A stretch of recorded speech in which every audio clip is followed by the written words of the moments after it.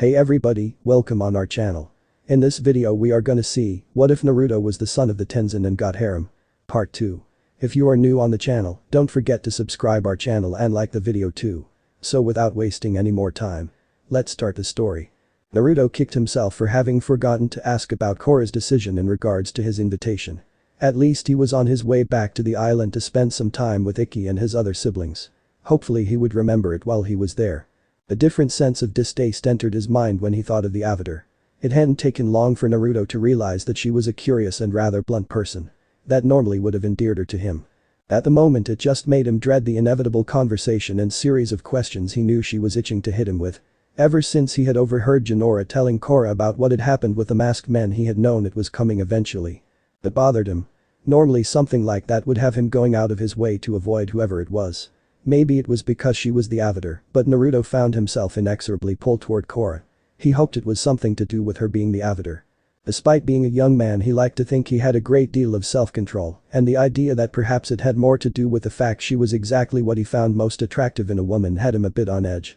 Like Lin did, Korra had an extremely athletic and physically powerful body. The curves she sported only helped the muscular physique she boasted. Add on to that her aggressive brash nature, and if he wasn't already deep into his relationship with Lin, he would no doubt be smitten by her. The airbender shook his head free of those thoughts as he circled the island once and swept down into the courtyard in front of a cheering Ikki and Milo. He barely had time to fold away his glider before the ever-energetic little ones barreled into him with the force of a saber-toothed moose lion. They clambered over him like a living jungle gym, and any brooding or dreary nature Naruto once held faded away immediately. As his mother, Jinora, and Korra came out of the house, all three smiled at the sight of Naruto holding Milo out as he hung from his arm, and Ikki swung from his shoulders with a broad grin. "I think you misplaced these monkeys, Mom," Naruto joked, getting a soft chuckle from the woman. "Oh yes, they are just so hard to manage. Thankfully you're here to entertain them," she said as she closed the distance and wrapped her beloved son with a gentle hug. She felt a pang of guilt, unknowingly one shared with her son.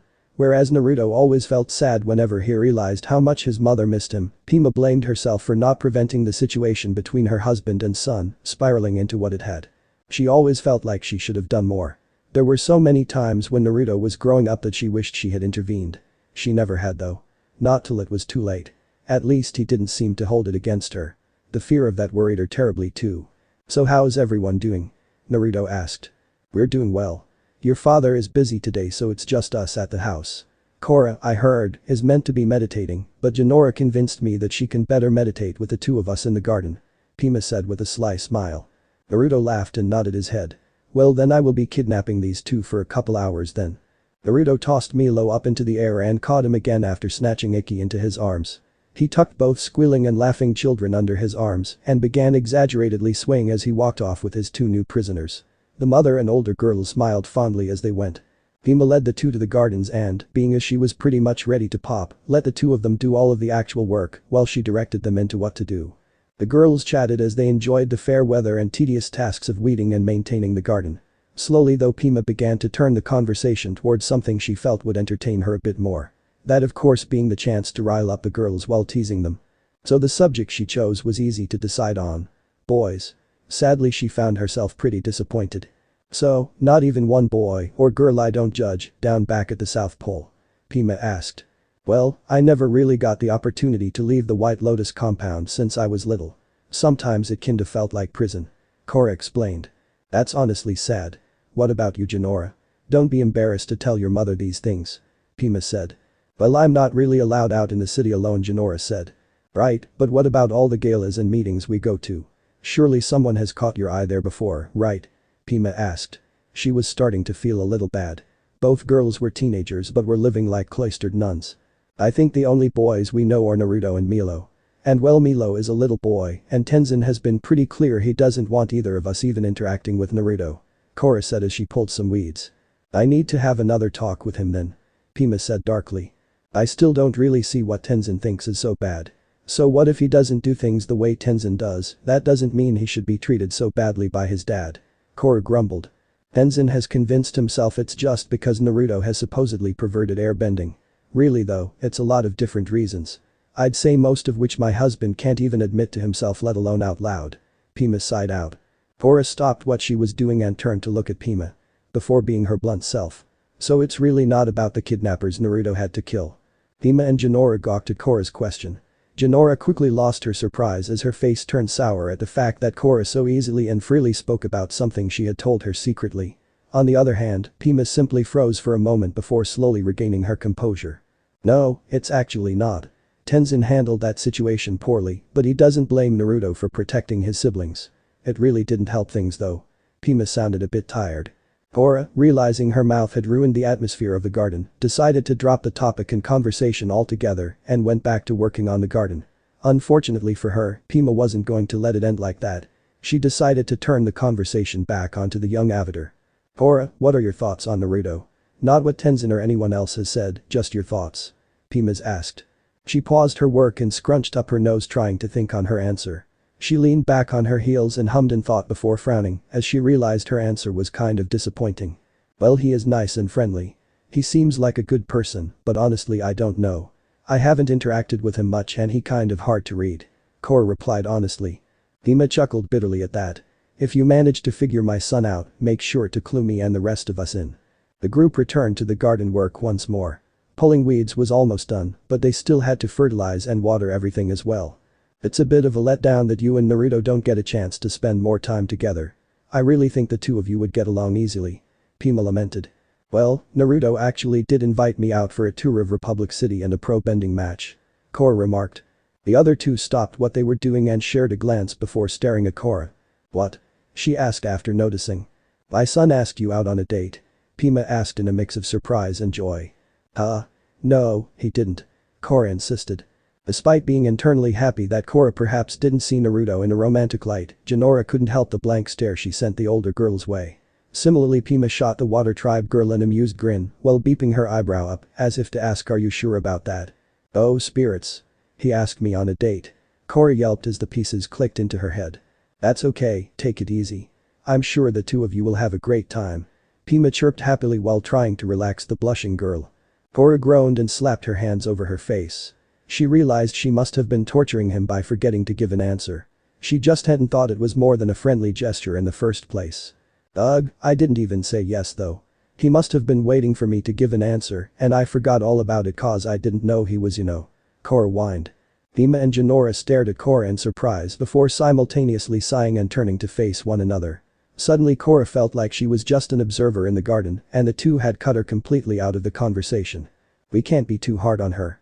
She was pretty much raised in a polar prison. Jinora said. It's still ridiculous. This sort of thing is more like instinct than anything else. Pima disagreed. Ah, stop talking like I'm not here. Can we just talk about something else please? Korra whimpered. The other two slowly agreed and for a while the trio continued to work, though they struggled to come up with a topic to discuss. Just as Pima started to navigate the conversation back to the situation between Naruto and Korra, Jinora managed to distract her by asking about stories from when Pima and Tenzin first met and started dating. Oh, you really want to hear about that sort of thing? She asked. Of course we do. Korra said, happy to focus on someone else's relationships.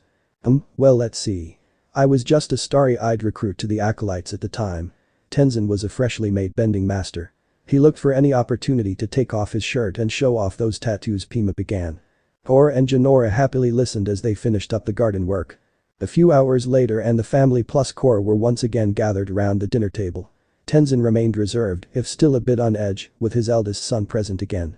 Thankfully Pima kept true to her silent vow to support her son more and rein in Tenzin's more blunt and arguably aggressive personality. The kids excitedly chattered as was normal.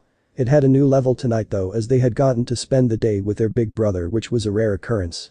Without meaning to, Korra being around had led to Naruto interacting more with his family. PSST, Korra. Pima whispered from her place beside the girl. Naruto was luckily trapped in a story told by Milo and Ikki, making it impossible for him to hear much of anything else. Yeah? The Avatar whispered back. Dinner is your chance. Tell him you want to take his invitation. Pima said. What? Tenzin will be so mad. Korra argued. You let me handle him. Just tell Naruto you want to go with him. The mother urged. I can't. Korra choked. Pima rolled her eyes but left the girl alone after that. Something that caused Korra a mix of relief and disappointment. Pima wasn't done yet though. With a light clearing of her throat she drew attention to herself, causing Korra's eyes to widen. Naruto, Korra and I were talking earlier today and she mentioned she had something to ask you. Pima said easily. The blonde blinked before turning his blue eyes to look at Korra, causing the poor girl to begin blushing before she managed to control it. "What did you want to ask?" he asked her. I wanted to ask," Korra began before choking on the question and acting a coward, much to Pima's annoyance and Janora's relief. "I just wanted to ask, about that is to say I wanted to ask, about if you struggled with meditation at all, maybe you had some tips I could use." She mentally groaned at her cowardice, but suddenly realizing she had a crush and essentially having to ask him out because she messed up him asking her was playing hell with her mind. Pima groaned faintly as she pinched the bridge of her nose in annoyance. Was she like this as a teenager? Janora decided it was best to drink from her glass of water at that moment. Just to make sure no one saw her slight smirk and began asking her what was so funny. Naruto though leaned back from where he was sitting and crossed his arms in such a way that his left hand could scratch at his cheek and chin, while his right hand held his elbow. It was one of the few quirks that Korra had gotten down. He was thinking, obviously. He gave her what pointers he could. Mostly telling her not to force it and that not all meditation was sitting perfectly still and trying to find peace. Sometimes it was losing oneself in a task or performing a repetitive physical workout of some kind. It was actually decent advice, but Korra wasn't retaining it all that well. Throughout the rest of the meal she mentally berated herself for being a wimp and tried to psych herself back up again. Sadly before she knew it the meal was over and Naruto was gliding away into the evening twilight sky. "Korra, what happened?" Pima asked, pulling the water tribe girl aside. "I dunno. I guess it was too sudden." The girl replied. "You're usually so much more confident," Pima said with a knowing smile, causing Korra to blush lightly and roll her eyes. She barely knew Naruto, it really had to be because it was so sudden. "I know what he invited you out to, Korra. You don't need to go sightseeing and you especially don't need to be attending any pro-bending nonsense. It would interfere with your training too much," Tenzin said stepping out of the darkness of a nearby hallway. Korra huffed at his words before storming off to her room while Tenzin flinched under Pima's piercing glare. It seemed he miscalculated. "Really? Eavesdropping?" Pima asked with a click of her teeth. Tenzin made to respond, but a hand up in his face caused him to frown and remain silent. "I better not see you for the rest of the night," she snapped before turning and waddling off to her bed. The airbender sighed as he made his way to one of the spare rooms again. In the city, on the Bifrong Manor rooftop Naruto landed and nearly facepalmed as he realized he had gotten so caught up with spending time with Ikki and Milo, he had forgotten all about asking Korra to hang out together again. It was extra annoying because it was Wednesday before the match he planned to take her to. He probably wouldn't even have a chance to see her again before the match. A full day had passed since she last had a chance to meet Naruto.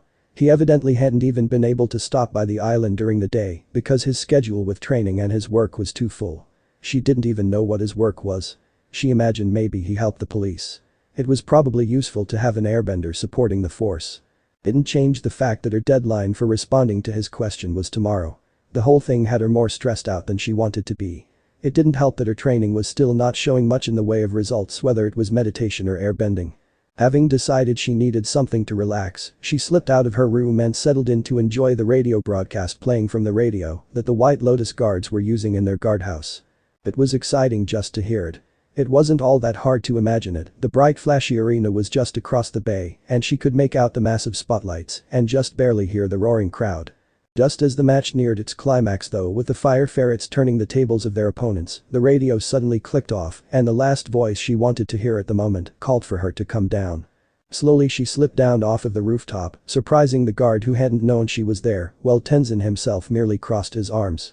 "You shut it off at the best part," Korra complained. "I thought I made myself clear. I don't want you listening to this distracting nonsense," Tenzin said. "But it's their radio, and technically, you said I couldn't watch a match this morning, nothing about listening to one," she said. "Yo, you know what I meant," Tenzin growled back. "Anyway, shouldn't you be in bed by now?" Tenzin left in a flurry and slowly Korra walked back up toward her room before stooping to look across the bay at the brightly lit arena. "I just wish I hadn't chickened out at dinner yesterday. If I had told Naruto I wanted to go I wouldn't even be worried about it," Korra bemoaned before she blinked as she realized her own train of thought. She could feel she wanted to spend time with him. The trouble she was feeling wasn't just a desire to have independence and experience pro-bending. She felt drawn toward him perhaps. It was odd, nothing like an overwhelming feeling, just a faint tug or impulse. Like when they were around one another she couldn't help but be aware of him a little bit more than others. She could only imagine it was because he was interesting to her and she still didn't really know all that much about him, beyond what his family had told her at least. It did make her wonder why it was she had chickened out. Normally she was brash and reckless to the point that even she could recognize that particular personality trait in herself. I should really just do it the Korra way all the time. Tenzin's lessons have been getting in my head in the wrong way. Korra thought to herself as she stared out over the city. Similarly to Korra, Naruto's day hadn't been the best. To start with, he had been collared by Lin because her subordinates were upset about the ruined training equipment that he had tried to hide. He really disliked when she was genuinely upset about him. He loved pissing her off and riling her up for certain carnal pastimes, but actual true blue angry. Not the best. To make matters worse, he got to enjoy a visit from Councilman Terlock, who was less than subtle about attempting to push Naruto into supporting his traditionalist group both publicly and financially. The man was terrible at taking no for an answer and made it clear he was bigoted toward non-benders. He wouldn't be caught dead saying something like that clearly or in a way that could be easily spun against him, but he made his point clear to Naruto that he disapproved of the number of non-benders he had working and that he had gone out of his way to get equipment that didn't need bending to produce his company's product. What should have been a 2-hour discussion at best turned into nearly 5.5 hours of negotiations that nearly had Naruto ready to blast the man out of his third-story window. He refrained though all that glass would be a pain in the ass to sweep up after all. To cap off the day, on his way home one of his old friends, one he hadn't seen in several weeks, managed to bump into him. Literally, they were surprising solid. They didn't look like they would be, but he had to guess they kept up with their workout considering everything. Displeased was the best word to describe their mood at Naruto more or less avoiding them. Unintentionally as it was, it didn't really make up for it. So Naruto had to promise, without checking his schedules which bothered him, to spend time together. When he finally reached home he expected Lin to still be in a bad mood and wanting to continue where they had left off earlier in the day. Instead, she had pleasantly surprised him. An apology for being so harsh about the equipment even though he helped fund the purchases the police needed for supplies, and a very well-made dinner. Lin shocked him with it and the evening was spent happily mocking Terlock while eating a delicious meal and drinking a very expensive tasting wine. For dessert, Lin had made one of his favorites, but they never quite made it to even tasting the dish. Instead they wound up kissing heatedly on the couch as they held one another and let the stresses of the day and life in general melt away. Lemon happened. The sight alone caused a goofy smile to spread across his face. That is until he felt the sensation of another person breathing within the house. Just at the door to the room. Lin felt the vibrations then too. They both had been too absorbed in one another to notice before, but in this sudden break in their time together, they realized someone had seen them. Slowly the pair turned to look at who was there, wincing as they caught sight of a blushing and stammering Avatar standing in the doorway. The door was unlocked. She managed to mumble before fleeing from the room at breakneck speeds. Naruto and Lin turned back to look at one another before sharing a single thought. Shit. Korra had avoided Naruto since then. A full week. Thankfully, after he cornered her at the temple, he was able to get a promise not to tell anyone about what had happened. No one could know about him and Lin being together. It would cause too many problems. She promised not to tell a soul, but still she avoided him because of how awkward she now felt around him. Her training was beginning to suffer slightly now, as her mind often drifted back to the sight of a nude and sweaty Naruto, grunting as an equally nude Lin covered herself in his coom. It wasn't exactly something she could just push out of her memory. It etched itself there, permanently. The sight of Lin with lust-filled eyes as she stuck out her tongue and swallowed almost as much of the thick white fluid as she let splatter across herself. As the next Friday came and the arena across the bay once more lit up with bright flashing lights and the distant roar of an audience the size of which she had never seen before took her attention, Korra decided perhaps it was time for a distraction. She chose to sneak out once again, no matter how the last time had ended. She easily made her way to the arena and slipped into the building with little problem. She found herself in the athlete's training gym and began to look over the equipment. It didn't take long after that for her to be spotted sadly. "Hey, you. What are you doing in my gym?" an old man demanded.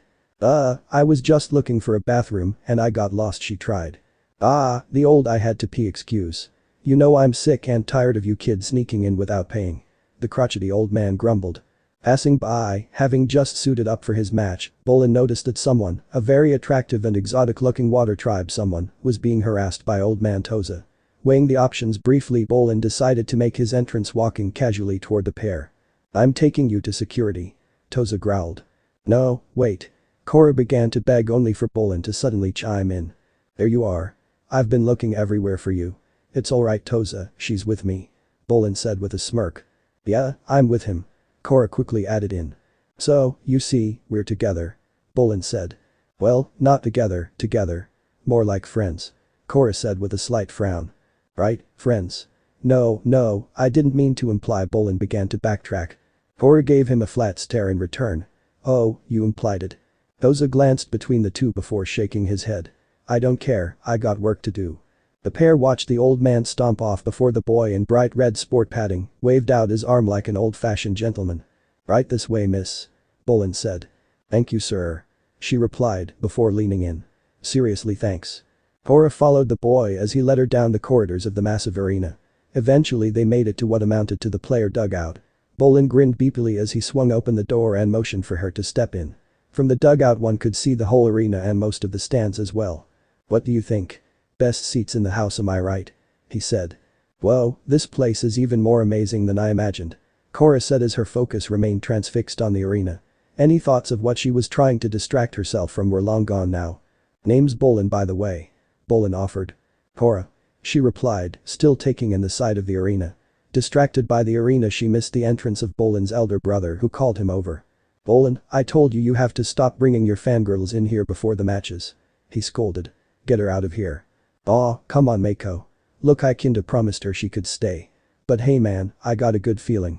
There's something special about her." "I know it," Bolin said. He then raced over, grabbing Korra by the shoulders and hauling her over to introduce Mako. "I want you to meet my brother, Mako," Bolin said with a smile. Mako simply finished getting ready, ignoring the both of them entirely. Despite Korra recognizing his name and attempting to strike up a conversation. "I hear you play on the radio," she said, offering her hand out for a handshake. He ignored her, simply brushing past while telling Bolin to hurry up. "Or I could meet him later," Korra said, looking at her empty hand awkwardly. "Yeah, sorry about that. My brother just gets real focused before a match. Anyway, wish me luck," Bolin said before leaning in slightly. "Not that I'll need it." The match got underway and Korra was on the edge of her seat throughout the entire game. The Ferrets, Mako and Bolin's team were rookies, and still they fought hard and in the end pulled out a win against their opponents after Mako clutched the victory for them, scoring a knockout on the other team's players. Korra eyed the firebender after the match as the team came back to the dugout. She couldn't help but think how dashing he was after pulling out such a hard win. Her thoughts were interrupted as Bolin literally jumped into the room cheering and waving his arms around in joy. "Woohoo. One more win and we're in the championship tournament," he said before he began to remove his helmet. "So, what did you think, Korra? Bolin's got some moves, huh?" Bolin asked with a winning smile, only to be shocked as she lifted him up slightly while grabbing the front of his uniform. What did I think? That was amazing," she cheered as she pushed him back, making him stumble. Mako and the team's third member, Hasuk, returned to the dugout more slowly as they argued. Hasuk, annoyed with Mako's treatment of him, stormed out of the room, slamming his helmet on the floor as he went. "Useless," Mako mumbled. "You guys were incredible out there, especially you, Mr. Hat Trick," Korra said as she tried to interact with Mako once again. "Oh, you're still here?" he asked as he began changing. "Oh, you're still a jerk?" Korra asked heatedly. "Anyway," Korra said, turning back to Bolin. "I've been immersed in bending my entire life, but I never learned to move like that. It's like there's a whole new style here. Think you could show me a few tricks?" "Absolutely," Bolin replied immediately and with enthusiasm. "Right now?" "Come on, Bolin," Mako said from across the room. "Just ignore him. But yeah, I could show you the basics. I'm just not sure how my earthbending will translate to your waterbending, but we'll figure it out," Bolin said. "Won't be a problem. I'm actually an earthbender," Korra said with a knowing smirk. "I'm sorry, no, I didn't mean to assume, it's just with all the water tribe get up that you are a water tribe, gal." Bolin recovered awkwardly. "Nope, you're right. I'm a waterbender. And a firebender," Korra said smugly. Bolin hummed before admitting he was confused. Meanwhile, nearby Mako sighed and turned to face the other two. "You're the Avatar, and I'm an idiot," he said as he dropped his head slightly. "Both are true," Korra said with her head beat to the side, sarcastically. "No way," Bolin said excitedly. A few minutes later and the three of them were back in the gym of the arena where Korra showed her form at earthbending. Bolin complimented her form and power, but showed her how the traditional style left her like a sitting duck. He then showed her how he did it, waiting till the last minute to plant properly and launch the attack. Korra followed suit, getting the move basics down easily. "Amazing. Great adjustment," Bolin cheered. "Not bad," Mako half-assed complimented. "What's it take to impress this guy?" Korra asked. "What?" I said, "Not bad," Mako replied, genuinely confused. He then shook his head. "You know what, it's getting late, I'm going to head to bed. You guys have fun. Nice to meet you, Avatar Korra." "Yeah, been a real pleasure," Korra responded sarcastically. See you upstairs, bro. Mako called out as he left. Upstairs? You guys actually live here? Korra asked. Yep, in that attic. Nothing fancy, but it's a place to stay. Now let's try that combo one more time before we call it a night. Bolin said and Korra happily obliged. Korra had a bit more spring in her step as she began making her way out of the arena. She had forgotten completely about what she was trying to forget, at least until she froze at the sight of Naruto walking out of the arena building ahead of her. Korra dove behind the edge of the wall to hide as she watched him, align with some girl she didn't know that was around their age. Naruto seemed to be having a good time, but the girl with him was most definitely not Lin. Well, the situation had been insanely awkward, and she felt pretty confident in saying neither she or Lin were on the best of terms, seeing him possibly two-timing the woman set off something in Korra, and she decided to confront the pair. That plan immediately collapsed as Naruto smiled awkwardly, but warmly the moment his eyes landed on her, and he led the girl with him over toward her. She had not been expecting that reaction to seeing her in the slightest. Korra, I'm surprised you're here. Still glad you managed to make a match, Naruto said as she shifted a bit oddly. Oh, yeah, it was great. Really awesome, Korra said as she refused to make eye contact with him. Oh Korra, this is Asami Sato. Asami, this is Avatar Korra. Asami is an old friend of mine and daughter of one of my business partners. Korra is being trained by my father right now. Naruto explained. Wait, Sato as in Hiroshi Sato like the Satomobile? Korra asked in shock. The one in the same. Asami smiled pleasantly. It's a pleasure. Likewise. Korra said as she shook Asami's hand. Naruto, I thought you were with Lin. Asami gave the two benders an odd look at that as Naruto's eyes widened at what Korra had just said. He quickly recovered though. Oh, I was staying with Lin. But after last week it was decided mutually that I get my own place. I actually have quite a bit saved up, so I got a place kinda close to there. Just in case she needs me for anything. The heiress seemed to buy that they were talking only about homes and simply nodded along. Korra on the other hand suddenly felt very guilty. Not for this conversation, but perhaps causing a problem with Naruto and Lin. I see, so when did you two start dating then? Korra asked, mentally kicking herself for being so blunt. She didn't want to actually interrogate Naruto and this girl so randomly. Oh, we aren't dating. Both Naruto and Asami said, simultaneously. Not that my father wouldn't love that. But Naruto and I are really only friends. We've only interacted a few times altogether, but have been around one another since we were kids. Asami said. Yeah, since a little after I moved in with Lin actually. Naruto replied. Oh, I see. I didn't mean to jump to conclusions. Korra said, trying to apologize to Naruto for thinking the worst. It's no big deal. We really should be going. I have some meetings in the morning and I wouldn't be surprised if your dad has something planned for you too. Naruto said as he turned to face Asami. Probably. It was nice to meet you, Korra. Asami said as Naruto led her away. Yeah, you too.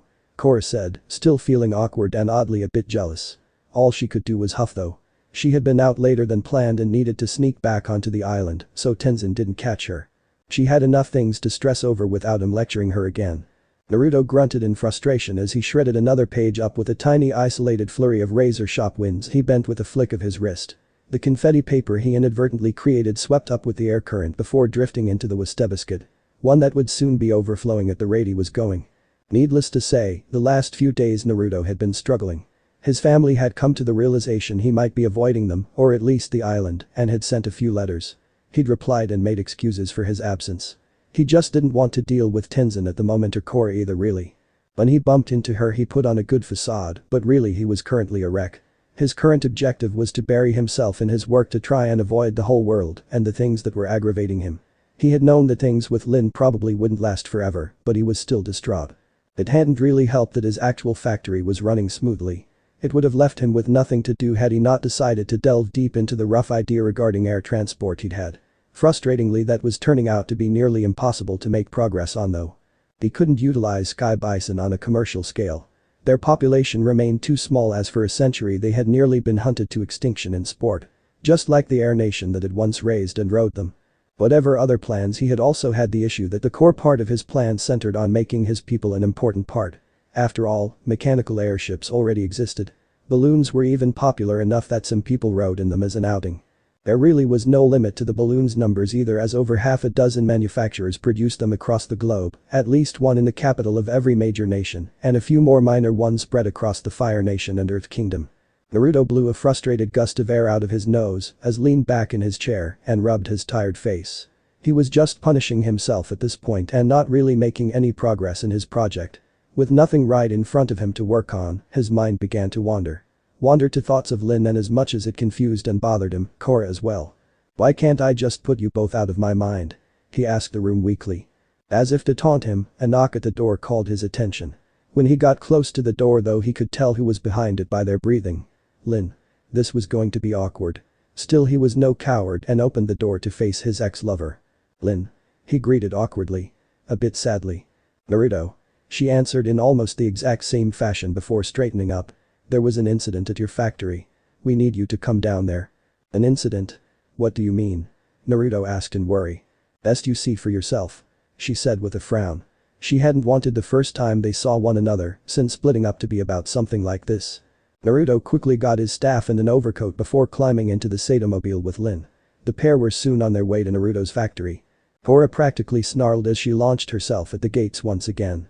As with all the previous attempts, she soon found herself bouncing back and forth between the spinning tablets. This time though, it proved to be too much. But the burst of flame, Korra quickly began tearing the gates apart, burning some, snapping others, and altogether wrecking the lot of them. The airbenders in attendance, Tenzin and his 3 younger children, all stared in shock at what she had just done. That was a 2,000-year-old historical treasure. What is wrong with you?" Tenzin demanded in outrage. Wind began to kick up around him and fluttering his robes as his temper fueled his own bending faintly. "There's nothing wrong with me. I've been practicing just like you taught me, but it isn't sinking in okay." Korra fired back. Her voice grew more quiet and ashamed then. "It hasn't clicked like you said it would. Korra, this isn't something you can force. You have to have patience." Tenzin began to lecture. "If you would only listen to me." "I have been." Korra shouted, cutting him off. "You wanna know what I think? Maybe the problem isn't me. Maybe the reason I haven't learned airbending yet is because you are just a terrible teacher. I mean, so far the only one of your students to earn those stupid tattoos can't stand being around you, and right now neither can I." But that Korra stormed off, ignoring Milo jumping out to call Tenzin a terrible teacher before playing at destroying the gates himself. Ikki at least took pity on her father and wrapped him in a hug, one that Jinora hesitantly joined in on after a moment of internal debate. Korra avoided Tenzin the rest of the day after that. Even at dinner, something that had become a summer affair in the last week or so, as Naruto had seemingly made a point to avoid the island.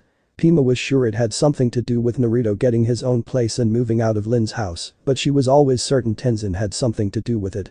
So his bowl of soup was just a bit colder than everyone else's. And she sat beside her babies rather than him for the moment. "No Korra tonight?" she asked as she noticed the Avatar wasn't present. "Honestly Pima, I am at my wit's end with that girl," Tenzin complained. I don't know how to get through to her." Pima's eyes softened at that. She decided to drop the cold shoulder for a while to try and play her part as wife and mother in this household. Complicated as that had steadily become over the years. "Give her some space, dear," Pima said with a soft voice. "Promise me you won't be like this," Tenzin said to his daughters. Inora lowered her book slightly to glance at him over the top of it. "No."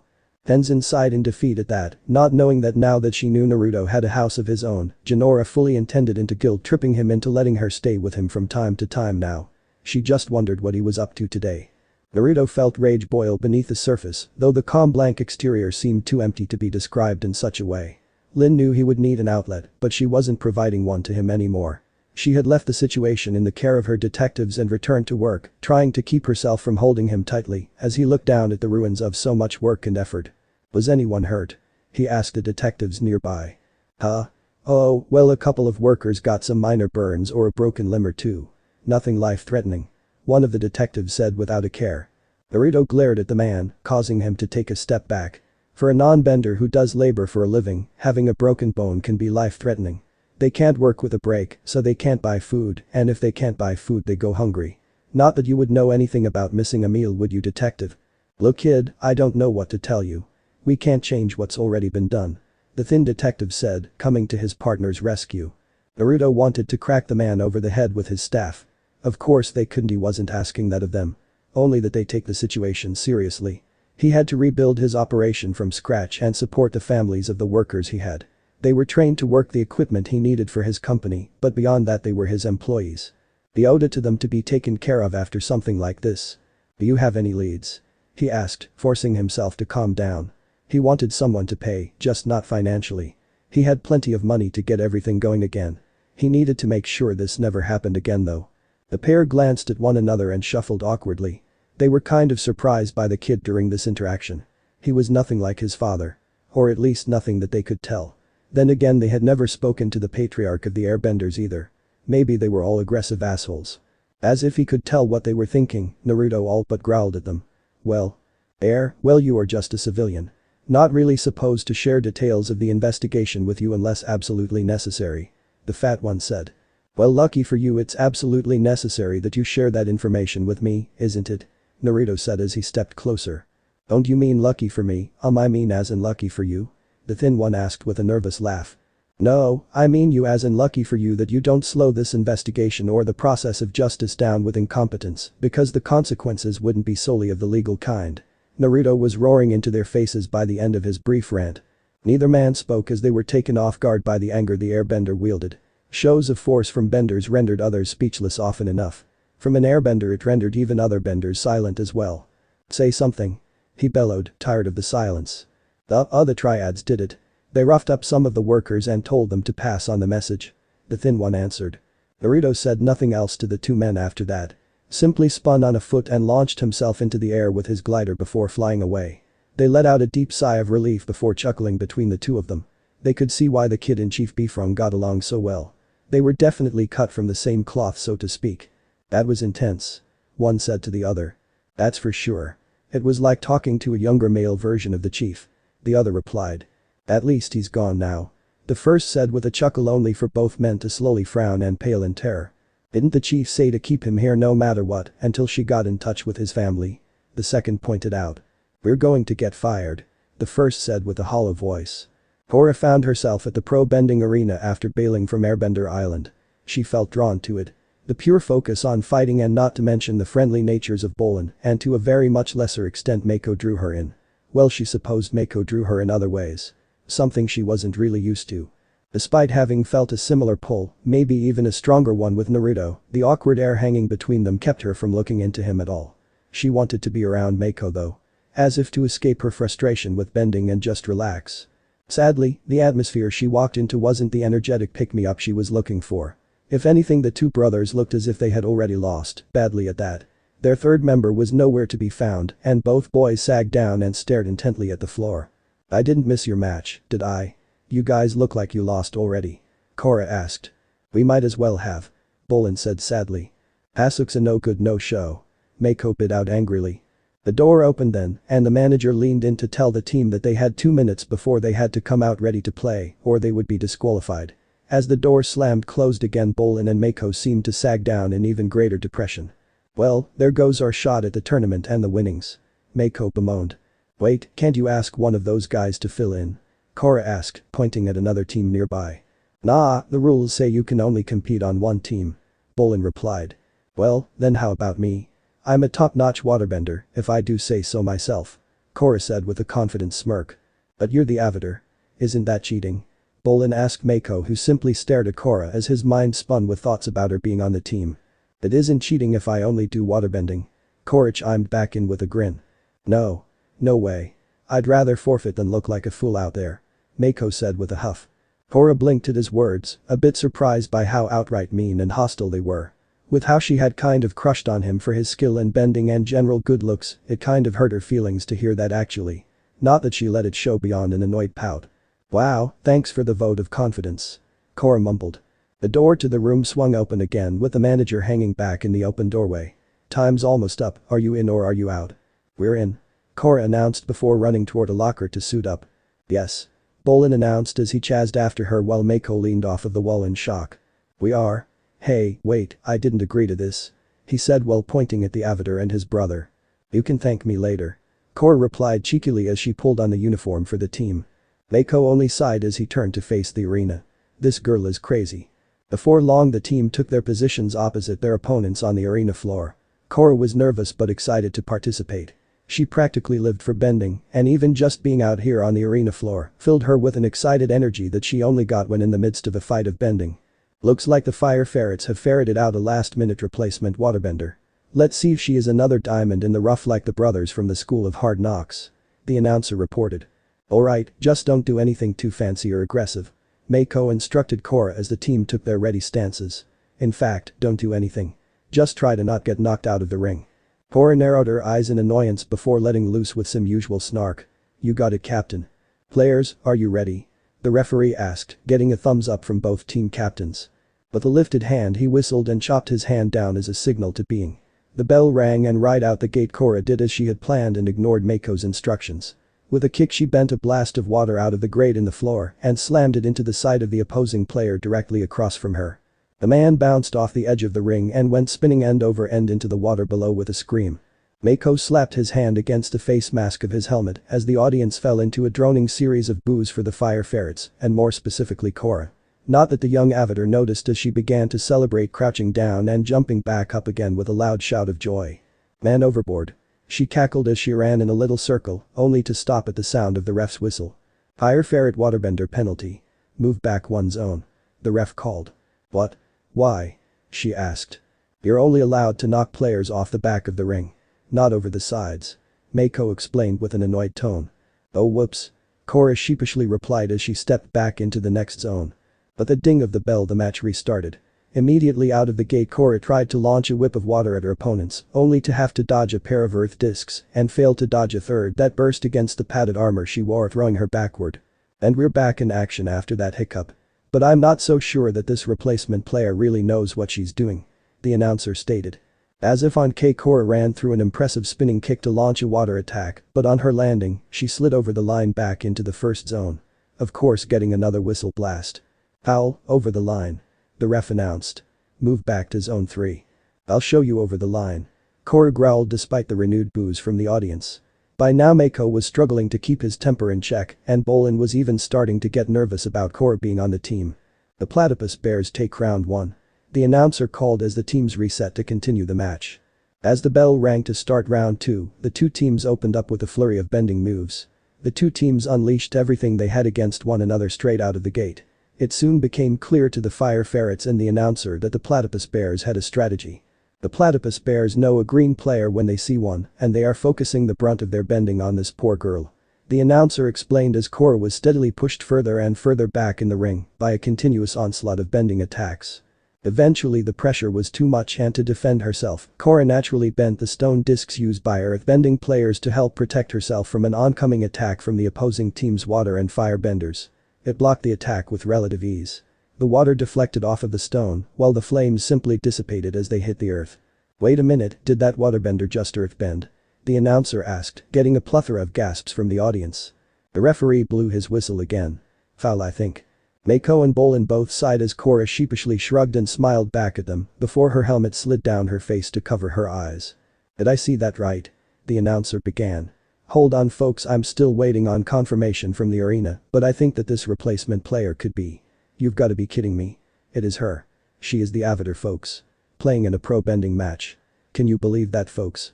Eventually the ref came back out onto his platform. The Avatar will be permitted to continue, so long as she solely bends water. The other team was less than enthusiastic about that ruling, but soon the game was back underway and they simply settled in to eliminate her from the game as quickly as possible. This girl may be the Avatar, but she's no pro bender, and the Platypus Bears are intent on exploiting that weakness. The announcer called out.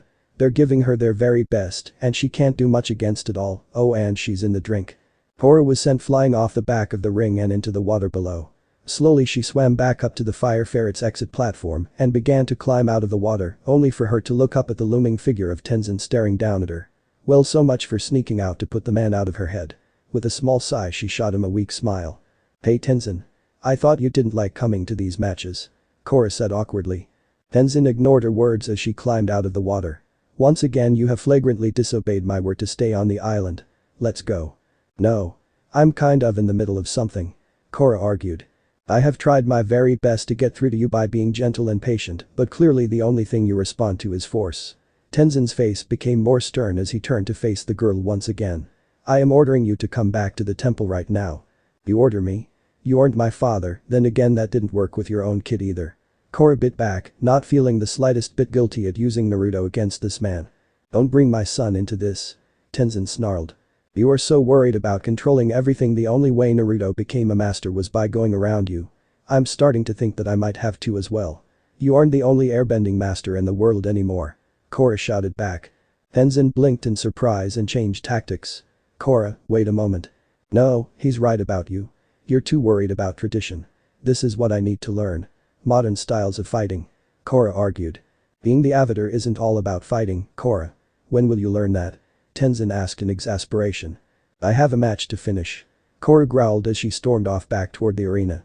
At the start of round 3, the Ferrets and Korra were down by 2 on the scoreboard. Like round 2 when the bell rang and started the game again, the platypus bears wasted no time in focusing on a portion of the team. Unlike earlier though, this time it was Bolin and Mako that came under the barrage of bending from the opposing team. The platypus bears come out of the gate and quickly go after the ferret brothers. They're coiled in the corner. Wedged in the edge of Zone 1, unable to come to the Avatar's rescue, and boy does she need it. The announcer stated.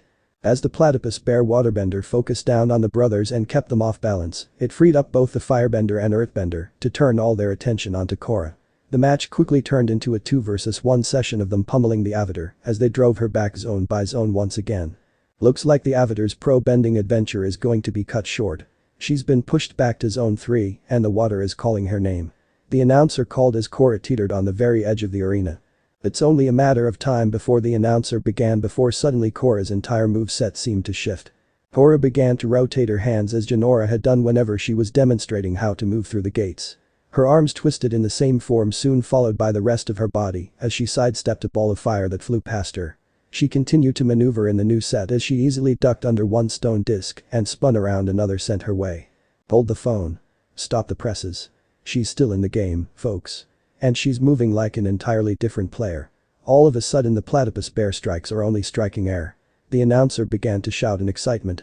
As Korra began to move back up the field, the platypus bears began to run out of energy. Their attacks became steadily more sluggish and weaker. From the stands Tenzin watched on in awe and shock as he watched Korra begin to incorporate the circular motion he had struggled to train into her. With Mako and Bolin joining her as they turned the tables on the opposing team, they quickly began forcing the other team back further into their side of the arena. The crowd as well as the announcer roared in excitement and cheers broke out at the sudden turning of the tables for the game. One right after another the platypus bears were knocked off the back of the arena into the water below. The Ferret swept the entire opposing team off the arena, counting as a knockout, which earned them the win for the match. Causing the crowd, even Tenzin, to cheer ecstatically for the upset in the match. Though Tenzin quickly regained his usual stoic composure and swept back out of the auditorium. What an upset, folks. The rookies, Avatar and Toe, have pulled the win and nabbed a place in the championship tournament. The announcer bellowed in joy along with 1,000 or so fans in the stands. A teammate celebrated. Korra and Bolin high-fiving and laughing loudly as Mako made his way over to her. Korra, what can I say? You really came alive in that last round. The way you dodged their attacks. You are a natural. Mako said as he eyed her with a little more interest than before. As Bolin continued to wave and ham it up for the cheering fans, Korra turned to face Mako with a bright smile. It felt nice to earn the boys' respect like this. She fought back the crazy grin that threatened to spread onto her face while taking a humble root. Thanks, but I can't take all the credit. Someone else taught me those moves. Korra smiled softly at that thought. All things considered, she had learned that all from Tenzin. She knew there were issues in the airbender family, but she was becoming far too personally invested to help them, she thought. Especially when she was being taught by that family. And housed by that family. And fed and clothed and all sorts of other things by that family. She needed to talk with Tenzin again. Maybe they could work things out before they blew up too big and she wound up in a cold war with Tenzin like Naruto was. Naruto had spent his day visiting the workers he employed and their families to reassure all of them that he would take care of them. The next on his list to visit was Rohi, one of the men who had been the most roughed up by the gangsters. Rohi was one of his first employees as well. A strong, loyal and dedicated man who simply wished for fair work to earn a wage and support his family. Now he was in a hospital bed surrounded by his wife and 4 kids. Both of his arms and one of his legs were broken and he had some serious bruising of his ribs and face. The image of the man who Naruto considered his responsibility so injured filled him with extreme anger, even as the man himself and his family all smiled and warmly welcomed him. Sir, you didn't need to come visit old me. A young man like yourself should be out enjoying his life or visiting a young lady. Rohi exclaimed as he saw Naruto enter. Nonsense. You and the others folks at the factory are my first priority, Rohi. Naruto said softly as he gently laid a hand on the man's uninjured leg. It really does mean a lot to Rohi and us that you came, sir. Rohi's wife Kyali, if he recalled, said quietly. Naruto smiled at the woman before glancing at the children. This family seemed so much closer and happier than his own. All the more reason for him to make sure they were taken care of. I didn't come to just give you my well wishes. I've set up several small accounts with my bank today to make sure each of my employees and their families have enough to live on while they become healthy again. Well, that and while I rebuild the factory," Naruto said with a smile. Rohi blinked in shock, likewise so did Kyali and their children before the children, and Rohi's dutiful wife seemed to become worried. "I mean no offense sir, but Rohi was injured so badly because he tried to stop those gangsters from forcing their way into the factory," Kyali said. "Kyali?" Rohi tried to shush her. "No. He needs to know." Kyali responded with intensity before turning back to Naruto. That earthbender already knocked him out of the fight but made an example out of Rohi for trying to fight back by breaking his arms. "I don't want to worry about thugs storming in and hurting him again." Naruto was silent as he stared back at the woman. He felt guilty about all of this. He had been the one to ignore the repeated threats levied at him by the Triads. He hadn't really thought much about them trying anything. After all, he was one of Republic City's golden children. To attack his business was unheard of. To attack his workers was uncalled for. He needed to have a word with the Triads. It would be nice to work out too. "I promise you, I will make sure this sort of thing never happens again. Just rest easy okay, Rohi. I want you up and training new workers as soon as you can," Naruto said, getting a confused look from the man. He hadn't been a trainer previously. "Sir?" Rohi asked in confusion. "Well, I wanted to promote you, but I fear Miss Kyali will wring my neck if I put you in as head of security. Floor trainer will have to do," Naruto said with a reassuring grin. "Thank you sir. I won't let you down on this," Rohi thanked him. "I know you won't.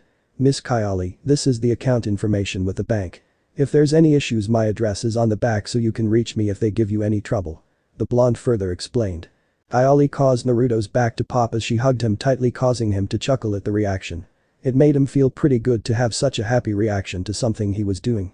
He cared about these people even if they weren't close to him. With that, Naruto said his goodbyes before heading off from the hospital. He needed to visit a few clubs. Some people had some information, he was sure of it. One thing was certain, this wasn't a typical move of the Triads. His factory was far too big in business to suffer such an open act from the gangs. Which meant they probably had some support from someone with a lot of power. That made things a bit more problematic, but Naruto wasn't about to sit aside and let this go unanswered. Korra quietly approached Tenzin as he oversaw the acolytes replacing the panels for the gates. She winced at the sight of the blackened and cracked panels that were being drug off. Stopping beside Tenzin, she dropped her head slightly before speaking. "I'm really sorry about everything I said. It was uncalled for." Korra apologized. "I was really frustrated with myself and I took it out on you." Tenzin nodded. "I think I owe you an apology too. I was trying to teach you about patience, but I lost mine." Korra smiled. "What about with Naruto? Maybe you two could talk like this, and I'm not saying it will be perfectly fine right away, but a start could be good." "No. The situation with Naruto and I isn't something we are going to discuss. It's also none of your business, Korra," Tenzin said, though he simply seemed more tired than upset. "Okay, no hard feelings?" she asked, putting the discussion regarding the other bender aside for now. "Of course not. By the way, you were really good out there tonight. You moved just like an airbender," he said with a grin. Korra's eyes widened at what she had just heard. "Wait, you stayed and watched?" "I did. Pro bending turned out to be the perfect teaching tool for you. Perhaps different students require different approaches, sometimes drastically different ones," Tenzin admitted. Korra nodded and grinned as she started to leave.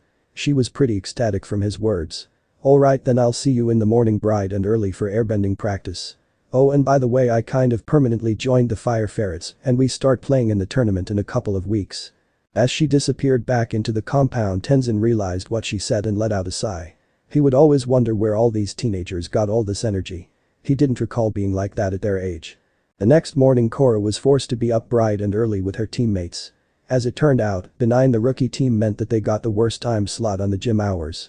Mako and Bolin didn't seem to mind all that much, though Mako did still manage to aggravate Korra occasionally by acting all put upon by having to train her up for the tournament. Not that she let him just say it and get away with it. Despite what most might expect, out of the three in the room she was easily the strongest, and not just in bending. She was happy enough to make use of the extra punch she packed with her physique. Sadly, their session for the day ended with the unpleasant meeting of Butaka, the boss of the entire pro bending arena. He owned the property, the equipment, and through means of salary and room and board the players. Especially the Fire Ferrets. After pretty much taking every bit of money the team earned, Butaka dropped the bomb on them that they needed to scrape another 30,000 yuans to participate in the tournament.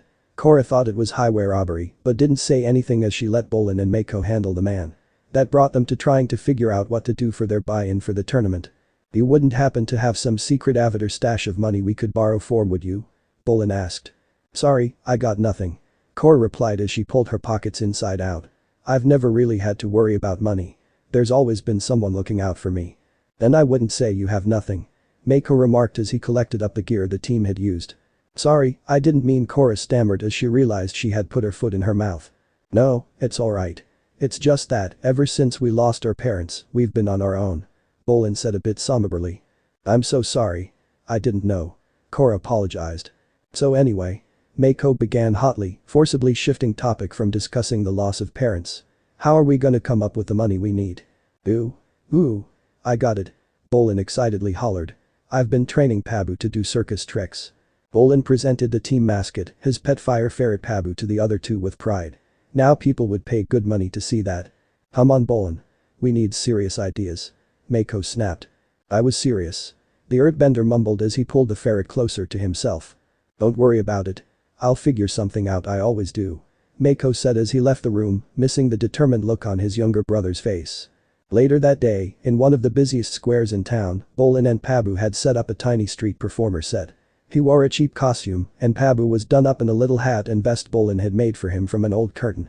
Come all to see Pabu, the fantastic fire ferret, as he crosses the ladder of peril, and here he gasped for dramatic effect. Upside down. People didn't really stop. The ladder was just a board balanced on both ends by a pair of cups, and Pabu seemed more interested in grooming himself with his tongue than doing tricks. At least until Bolin proved his training had been effective with a simple PSST sound that sent Pabu into a handstand as he crossed the board. Big finish, buddy, stick the landing. Bolin whispered, getting Pabu to flip and land in a pose. He cried, getting a single coin tossed into his collection cup. Thank you, ladies and gentlemen. You're too kind, really too kind. You can come back here and put money in this, okay, that's fine. Bolin sagged as he realized they had only made a single coin all day. 1 yuan down, 29,999 to go. Bolin said sadly. As he pouted at the lack of earnings, a cherry red Satomobile pulled up in front of him. It was brand new and clearly cost a fortune. The window rolled down to reveal a bender in a blue jacket reminiscent of Water Tribe style, but mixed with that of Republic City. Hey Bolin, is that you? The man asked with a sly grin. Oh, hey there, Shady Shin. Bolin awkwardly replied. Shin smirked and got out of his car, showing off the expensive clothes and accessories he had as he did. Heard you're a big-time pro-bending player now.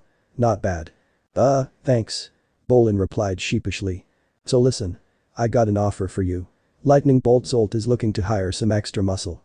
Shin said with never dropping his smirk. I don't know, Shin. Mako told me to stay away from the triple threats. Bolin said. Shin simply scoffed. Your brother ain't the boss of you. It's just a little security work. Nothing crooked, I swear. Just a punk who's been trying to scare some of the folks we're protecting, you know how it is. Shin tossed a wad of yuans into Bolin's cup, more than the fire ferrets had made from their last match, before all their expenses came out. He couldn't even mask the gasp from seeing so much money so casually tossed his way. So, you game? Shin asked with a weaselly smile. With a startled scream, the man, who could only be described as the most cliché gangster the triple threats had on their peril, tumbled end over end down the hall of his boss's favorite tea shop. The actual owner of said tea shop had taken refuge behind the small countertop that she served her customers from, as her staff fled the building. She had never seen an airbender fight before, really no one had for obvious reasons. The confrontation in her shop seemed pretty unfair in her opinion though. Maybe there had been a bit of truth to the old Fire Nation propaganda of the air nomads being a massive threat to the Fire Nation. The younger of the two airbending masters native to Republic City was crushing his opponents against the floor with a powerful and continuous gust of wind. The floorboards and even their bones creaked from the pressure building on them, and the four men on the floor couldn't manage to get a breath despite being completely engulfed in wind. Again, it was due to the massive pressure pressing down on them courtesy of the airbender in their midst. If you are wondering how this works, I'll be blunt, guys. Pressure like this is just weak enough not to pulverize you, but it's strong enough that you can't properly work the body and expand your chest for air. I'm going to let you in a second, just before you pass out, and then you are going to tell me either A. Who put your boss up to attacking my factory, or B. Where your boss is so I can politely ask him myself. Option C is repeating this process over again, so try not to slip up and choose that one. Naruto said with a smile that seemed almost predatory. He felt a bit sick with himself literally torturing these thugs, but it was pretty easy to console himself when recalling what they had done to his employees. He relaxed his body and took a ready stance as the wind died away and the four men held on the ground suddenly felt their invisible restraint disappear.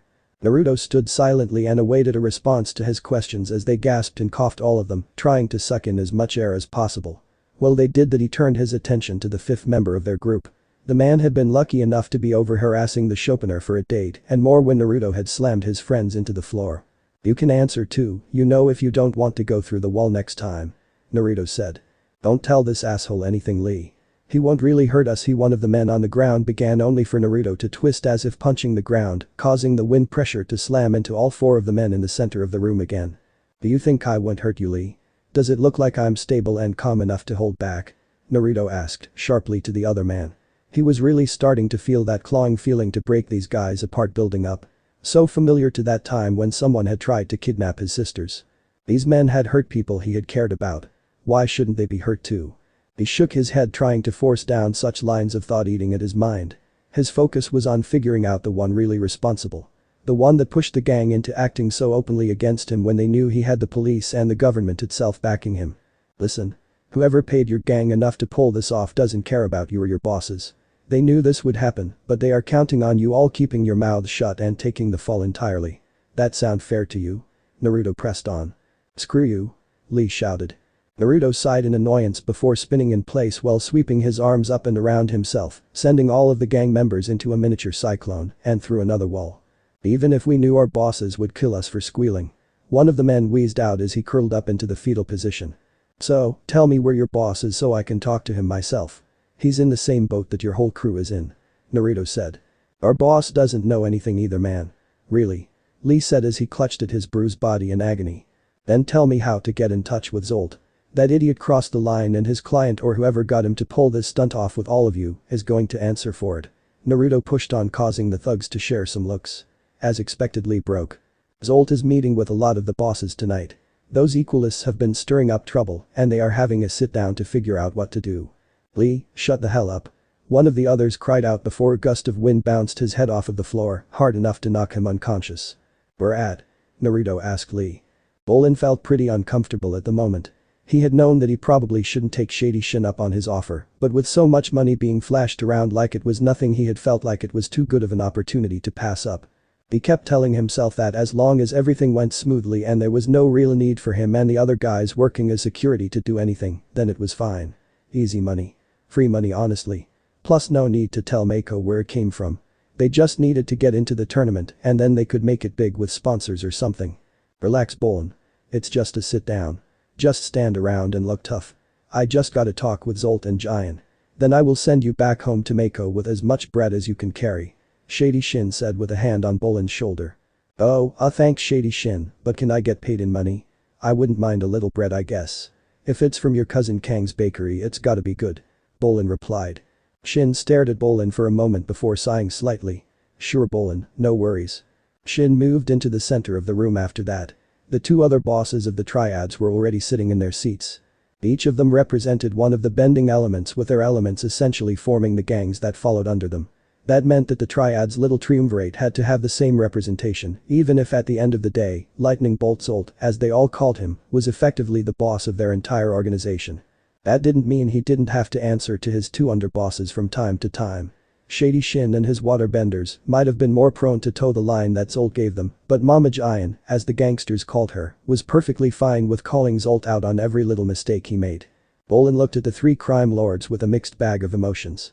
The three of them had all been no-name orphans at one point, just like himself and Mako, and despite being violent criminals, they had made something of themselves. Mama Giant was practically ancient. Old enough to have been orphaned during the Great War. She was grandmotherly to her followers but extremely brutal when the chips were down. At the moment she seemed pretty pissed off with Zolt's recent actions. Bolin wasn't really wanting to know anything about what they were saying. There was a reason besides his brawn and bending that made Shin pick him up. Bolin made sure to forget anything that might be considered important to someone, and keeping your trap shut tight was something that made people like Shin very appreciative toward you. Even though he tried to ignore their conversation though, Bolin could tell the Triad bosses had managed to land themselves into some seriously hot water. The Equalists were targeting them on one side. Some powerful businessman evidently was tearing through them searching for who ordered a hit on his company. Evidently the guy had one killer security force because Shin and Jian reported at least 4 of their establishments taking hits and nearly a dozen of their followers in the hospital. On top of all that, the minor gangs in the city that had been under the Triad's thumb for years could smell blood in the water and were starting to push back against the triple threats wherever they could. Nothing major yet, but Shin seemed worried that the smaller gangs might learn from their own past and organize some sort of alliance of gangs to push the old guard out. There was a lot more specifics that Bolin purposefully kept himself from absorbing, but everyone in the building could tell that the triple threats were in a crisis, and if they were in a crisis, then Republic City was in a crisis. That was just how that worked. Thankfully the sit-down was over sooner rather than later. Zolt reassured Shin and Jian that he had everything under control and that their recent benefactor would help them with the equalists. After all, in exchange for hitting the glass factory, a whole slew of gangsters would be getting early releases for good behavior. Straight from the top. Jian had simply said she hoped it was worth it as she and her crew bugged out. Unfortunately Shin told Bolin that they had to hang out for a couple more hours. At least he'd give him a lift home in his Satomobile and pay him a little extra for the trouble. Bolin did his best to stay out of the way of the Triad leaders and their underlings while they handled their daily tasks. It was kind of interesting to see all the gangsters go about their work. They almost seemed like normal office workers at the moment. Counting money, logging expenses and checking budgets. At the center of it all the typically intimidating Zolt sat behind a large desk with a tiny pair of reading glasses on as he read over reports placed neatly on his desk. It was all jarring for the young earthbender. Not as jarring as the sudden loud and blinding explosions that filled the room seemingly out of nowhere. Bolin didn't even get a chance to fight back as suddenly he and the others in the building were set upon by Kai blockers that paralyzed them in seconds. Even Lightning Bolt Zolt himself was rendered unconscious with a rapid combination of perfectly placed blows and a brutal crack across the back of the head from some sort of electrified baton. As he wavered in and out of consciousness Bolin felt himself be bound and gagged like the others as equalists quickly started loading them all into the back of a truck.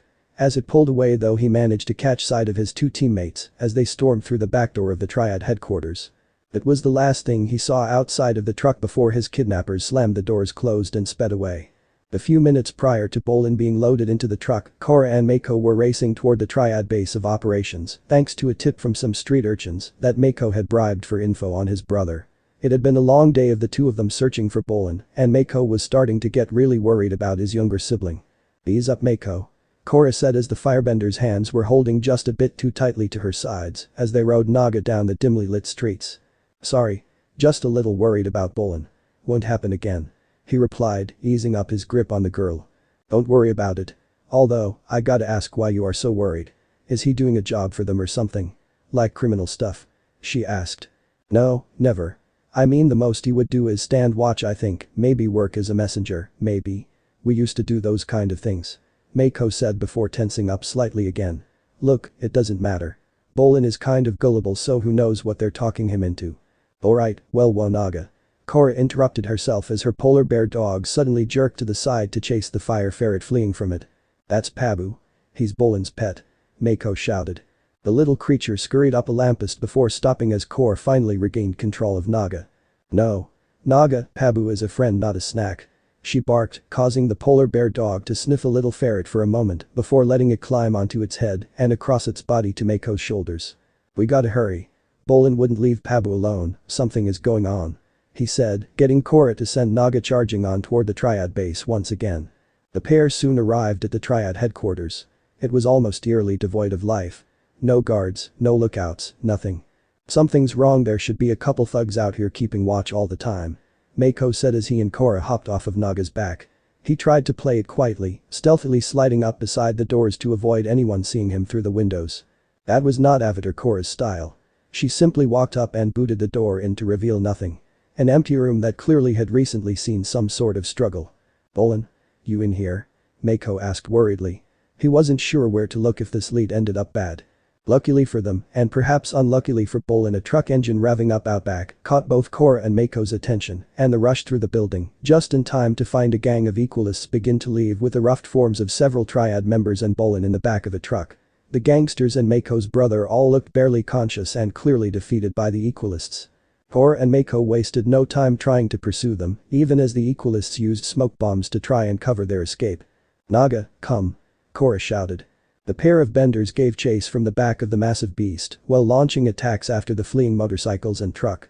Between some creative driving and skill, they avoided everything that Korra and Mako had to throw at them though.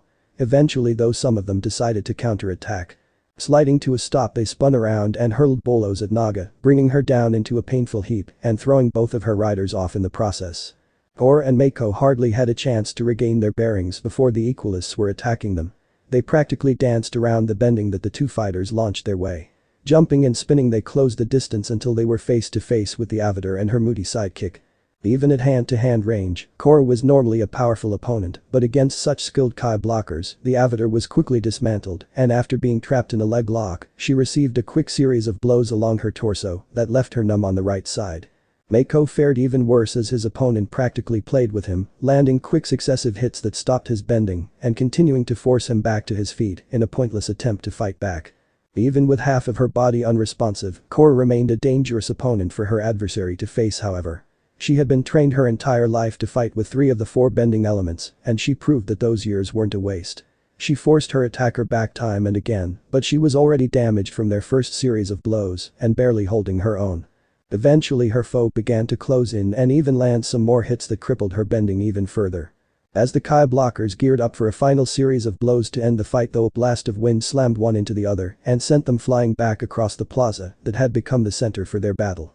In a fluid motion a familiar airbender dropped from the sky and twisted in a spin as his glider folded away into a staff and kicked up a brutal wall of wind that picked up both Kai blockers and blasted them painfully into the brick wall of one of the buildings nearby. "Are you two alright?" he asked, not turning away from the 2 Equalists he had pinned. "Naruto, look out." Korra shouted as capable arsing with obvious electricity was fired from some sort of launcher by a third biker that had been lying in wait to back up his comrades. Naruto spun in time to stop the cable from wrapping around himself, but in doing so the pressurized wind holding the first 2 down stopped. They hurled smoke grenades at him and the other benders before jumping on their bikes to try and make a quick getaway. "Oh no you don't," Naruto said before blasting the smoke away. As he did so he wasn't prepared for the second electrified cable to burst through the clearing smoke and slam into his chest and dropping him in a convulsing mess on the ground. Korra shouted in shock and raced over to his side to help him. The shock was powerful but still thankfully short. Despite that it was enough to knock the airbender out, with the last thing he recalled being Korra shouting for him to stay awake while he twitched on the ground. When Naruto came around the sun was up. He was also nowhere near where he had been knocked unconscious at. Instead he was in the park near one of the central fountains sprawled across the back of Korra's ride. He was the first one to wake up from the little group evidently. The fire ferret that was with Korra and her teammate had decided to evidently take a nap on top of him during the night and both Korra and Mako were leaning on one another against Naga's side. The sight had him frowning, but he put it out of his mind. None of his business and he really needed to figure out what exactly was going on. But the slightly less than graceful dismount, Naruto removed himself front his saddle on Naga's back and quickly stretched out to loosen up. His body was aching from the stunner that had hit him the night before, but other than that he was in pretty good shape. "Now time for some answers." "Hey, wake up," he said, lightly kicking the other 2 benders in the feet, causing them to groan and slowly stir awake. After a moment both Mako and Korra noticed their position and split apart with blushes and trying to avoid eye contact. What? Wait, oh yeah Mako that guy will be there soon, we should." Korra began stopping when she noticed a confused and expectant look from Naruto. "Hey. You're awake," Korra said happily. "Yeah. Thanks I think, although I am kinda confused as to why we are in the park right now." "Also what guy?" Naruto asked. "Oh, wow we actually have so much to explain," Korra said as she stood up and stretched, similar to how Naruto had only a moment ago. Not noticing the subtle attempt by Naruto and Mako to not stare as she stretched out. Wait. We should find Bolin as quickly as possible," Mako said as he joined the other 2 in standing. "Nope. I need some information. I go looking for that Zolt bastard and instead find you 2 getting knocked around by some Equalists while some more of their little group run off with the guy I was actually there for.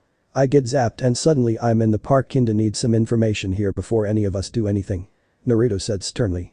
"We don't have time for this," Mako said as he made to move around Naruto only for Naruto to place a hand tightly on his shoulder. "Look kid, I think we want pretty much the same thing, but I need some info if I am gonna help." "Help me, help you, help us both. You know?" Naruto asked, getting the other boy to blink blankly at him. "Kid. You're like a year older than me, maybe 2. He mumbled only to be ignored by the blonde as Korra began explaining the previous day for her and Mako to Naruto. Mako was a bit annoyed, but he was at least pleased that the blonde was pretty much handling the entire situation with a no-nonsense attitude. He could work with that. Especially when he shared his reasons for being after the same truckload of triads. So your brother managed to get swept up in this whole thing over a bit of money he needed for the tournament. That is some seriously bad luck. We should talk after we sort this whole thing out though. I can't really fund you by myself after Zolt pulled his stunt with my factory off, but I know some folks that would probably be happy to sponsor you alongside me. Naruto said nonchalantly as they made their way toward the man that Korra had mentioned trying to drum up support for Amon and his followers. Mako and Korra were a bit stunned, but after a moment of hesitation, Korra had picked the blonde up in a back-breaking hug and squealed. Getting an awkward wheezing chuckle from him in the process. You would really do that? Mako asked, a bit unsure of Naruto still. He'd heard that the young bending master was both a businessman and a philanthropist, but this was a lot more personal than anything he could have imagined. Sure, if you have Korra vouching for you and your brother, I'll give you the benefit of the doubt. We should really focus on the task at hand though. Naruto said with a shrug. Oh, right. That's the guy there. He was handing out flyers and like talking through a megaphone and stuff about the equalists. Korra said before pointing at the man standing on a table and shouting for equality. The trio casually walked up to him until he noticed Korra and the other two benders with her. You again? He cried. You cannot silence me, Avatar. Korra proceeded to do just that as she knocked the megaphone out of his hands and smashed it across the ground. Whoa, Korra, relax. Naruto said as he placed himself between the Avatar and the man she was about to start assaulting. Let me give this a try. We can't just go around manhandling average citizens. If this guy was one of Amon's soldiers or a Triad it would be different, but let's just try to compromise here a bit. What do you say? Naruto turned toward the mouthpiece for the last part. I have nothing to say to benders. He roared in Naruto's face, causing the blonde to frown. Well, I try, he began, only to pause as he reached over and snatched up a flyer. He narrowed his eyes at it. Hey, you can't take that. That's for the people, not for benders like you. The man screamed, only for Korra to finally have enough and send him tumbling down as she sent the table flying with earth bending. Naruto almost casually bent the wind to snag a fistful of the flyers as he noticed a pattern on the back. This is really cliché. Who are they fooling with this? He asked no one while quickly piecing together the map for the Revelation's location. What is it? Korra asked. Tell you in a moment, we need to head out now, some of Lin's boys are coming, and I am pretty sure they are supposed to pick me up right now. Same for you. Naruto said as he grabbed Korra's hand and dragged her after him while Mako ran to keep up. What do you mean? Korra asked. Well, you have sort of been missing for a day and are the Avatar, and I have maybe been hitting a bunch of Triad hangouts over the last day or so. Naruto admitted a bit sheepishly. You what? Mako asked, shocked. Like I said, I've been trying to get a hold of Zolt. He and I need to have a conversation. Naruto said flatly. A conversation or a fight? Korra asked. Not exactly mutually exclusive. Naruto said as they all hopped onto Naga's back and took off away from the park. It hadn't taken them long to figure out exactly where in the city the revelation was to occur once they had all the pieces properly placed. The trickier part would be getting into Amon's rally. A change of clothes and a couple hats and Korra and Mako could slip right in the front door, not Naruto though. If the hair didn't give him away, the tattoos would. Korra didn't really do the whole makeup thing, and even if they covered his arms, hands, and legs, his forehead still had the bright blue arrow clearly present on it. Unless he wore a mask and managed to get in that way, he would need to find another route into the abandoned foundry that was housing Amon and his listeners. So after some strategizing, Naruto and his accomplices decided that simple was probably best. While Korra and Mako entered in the front using rather basic disguises, Naruto would instead come in from above. After all, if you have the advantage of flight, why not abuse it? It didn't take him long to find a way into the building either. The old construction had plenty of rickety rusted metal spots and weakened boards that a liberal use of some rather sharp wind made it almost as easy for him to enter as Korra and Mako. Once he was inside though, things became a bit trickier. There were far more people than any of them had expected inside. Possibly as many as 500 people, and that was only the audience. The building was crawling with patrols of uniformed equalists armed with electrified weapons, similar to what had ruined Naruto's night the previous day. Miraculously though, he was able to stay out of sight and avoid the roving patrols sweeping the side halls of the building and get into a position up above the main stage. He was actually just above a set of massive lights that physically shook as they turned on to shine down on Amon and his crew as they made their appearance. As the terrorist leader was announced, the audience went wild and Naruto could only grimace at the sight. Things had really gotten out of hand in regard to the equalist movement. Their numbers were growing very rapidly, and if even just a portion of tonight's audience signed up with Amon and his group, they would be getting a huge recruitment boost. My quest for equality began many years ago. When I was a boy, my family and I lived on a small farm. The masked Amon began. Naruto could tell immediately that Amon was a rather charismatic man, even if he hid behind a mask. No wonder he was able to easily sway unhappy people to his cause. We weren't rich and none of us were benders. Time made us very easy targets for the firebender who extorted my father. He continued. Naruto released a sigh. It was a common enough story. People abusing their abilities to oppress the common man. He'd witnessed it in the past. It might be a true story from Amon or it might not, but that didn't really matter.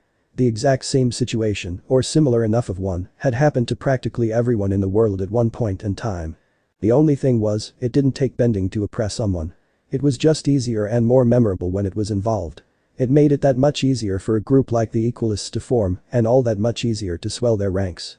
Not that Naruto would consider it a bad thing if Amon wasn't such an extremist and his tactics didn't include violence and kidnappings.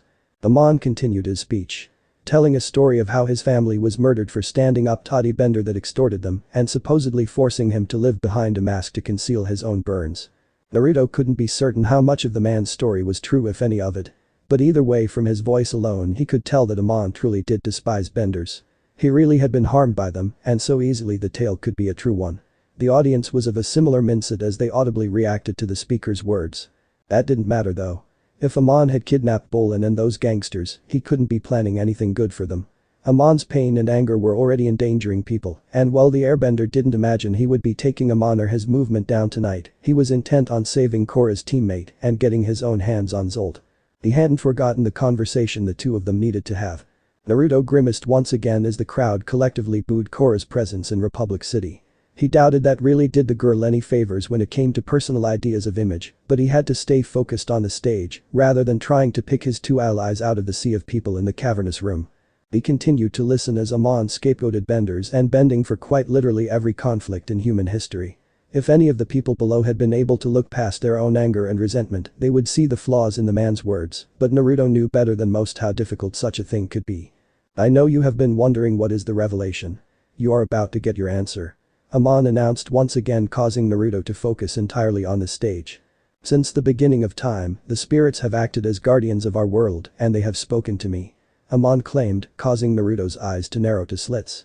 He very much doubted that much of the man's speech. They say the Avatar has failed humanity. At that Naruto felt hot anger begin bubbling in his veins. The Avatar. Few were as tied to the current and previous Avatar as his family was. Naruto himself was only alive because of the Avatar. His grandfather was a million times the leader and spiritualist that this Amon was. Suddenly Zolt was a very distant secondary objective for Naruto tonight. He needed to speak with Amon tonight. First though, they still needed to see where Bolin and the Triads were being held. He wasn't so bent on knocking around this arrogant ass that he was willing to let hostages be put in danger. That anger washed away into pure cold disbelief when Amon began claiming he could take away someone's bending. Something only the Avatar could do. Or at least that was what Naruto believed. Now, time for a demonstration. Please welcome Lightning Bolt Zolt, leader of the Triple Threat Triad and one of the most notorious criminals in this city. Naruto eyed the gangsters being ushered onto the stage. They were bound up in rope to keep their arms restricted. Most benders weren't skilled enough to perform their art without moving their arms into forms. Naruto wasn't sure how skilled any of those guys on stage were, but he doubted the rope was the real restraint keeping them in line. The little army of Kai blockers was more than enough to put all of the benders up there in the grave if need be. Keeping them contained was easy next to that. At the end of the line of gangsters, Naruto could recognize Bolin easily enough. He'd seen him in the pro bending arena before. Though he did wonder if he and Mako were actually blood siblings after looking at him. Beyond being male and the color of their hair, they weren't exactly all that similar. Though it wasn't like he was one to talk. Ignoring that, Naruto was a bit stunned as Amon let Zolt free and gave him the chance to fight for his freedom and his bending. Not that it was a real chance. Even if he somehow beat Amon, who Naruto assumed was versed in the same Kai blocking skills as his followers, he still had an army of trained fighters to deal with. Zolt proved to be little more than a souped-up thug in the end. Amon easily avoided his attacks and got inside his guard. In seconds flat the fight was over and Amon was forcing Zolt to his knees as he seemed to press some sort of point on his neck and forehead. Almost in line with the chakras that Naruto had briefly learned about in his time back home at the temple. Slowly Zolt's attempt to bend lightning began to wither before becoming flame, which itself slowly dwindled down into nothing. He collapsed onto the stage at Amon's feet. Refusing to just give in, Zol tried to launch another slew of fireballs at Amon, but the masked man simply stood in front of him as Zolt's fists pitifully sailed through the air and did nothing. Impossible. Naruto muttered in total shock at what he had seen. His mind told him that it was lies, but how could he deny what he had just seen? It lent credence to what Amon had been spouting only moments before. Terrifying weight to his claims. The era of bending is over. A new era of equality has begun. Amon cried out to the gathered crowd, receiving deafening cheers. The crime boss that Naruto knew to be Shady Shin was next on the chopping block, so to speak. The poor bastard didn't even have any water to defend himself with and so wound up on the losing side of a fist fight with the big boss of Kai blockers. Naruto could only watch as the waterbender collapsed beside his business partner in a heap. One by one more of the triads were purged of their bending abilities. Not something Naruto really felt all that torn up about considering who they all were, but as they moved on with their little show they got closer and closer to pushing Bolin up in front of Amon, and Naruto needed to stop that from happening.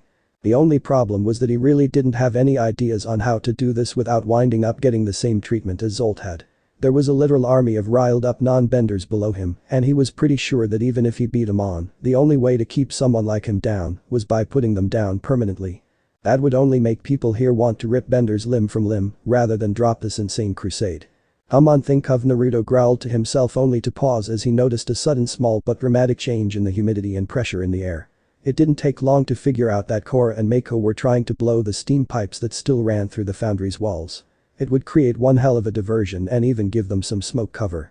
"Nice, I can help with that," he said, though neither could hear him, of course. The blonde wrapped his legs tightly around the rafter that held up the light fixture and let himself hang upside down as he went to work. He twisted and swirled his arms as he began manipulating the considerable amount of bottled up steam within the pipes to expand and expand until they were nearly bursting. Luckily, steam was something that was kind of a gray area for benders. Much like how both waterbenders and earthbenders could manipulate mud, air and waterbenders could both manipulate steam in different ways.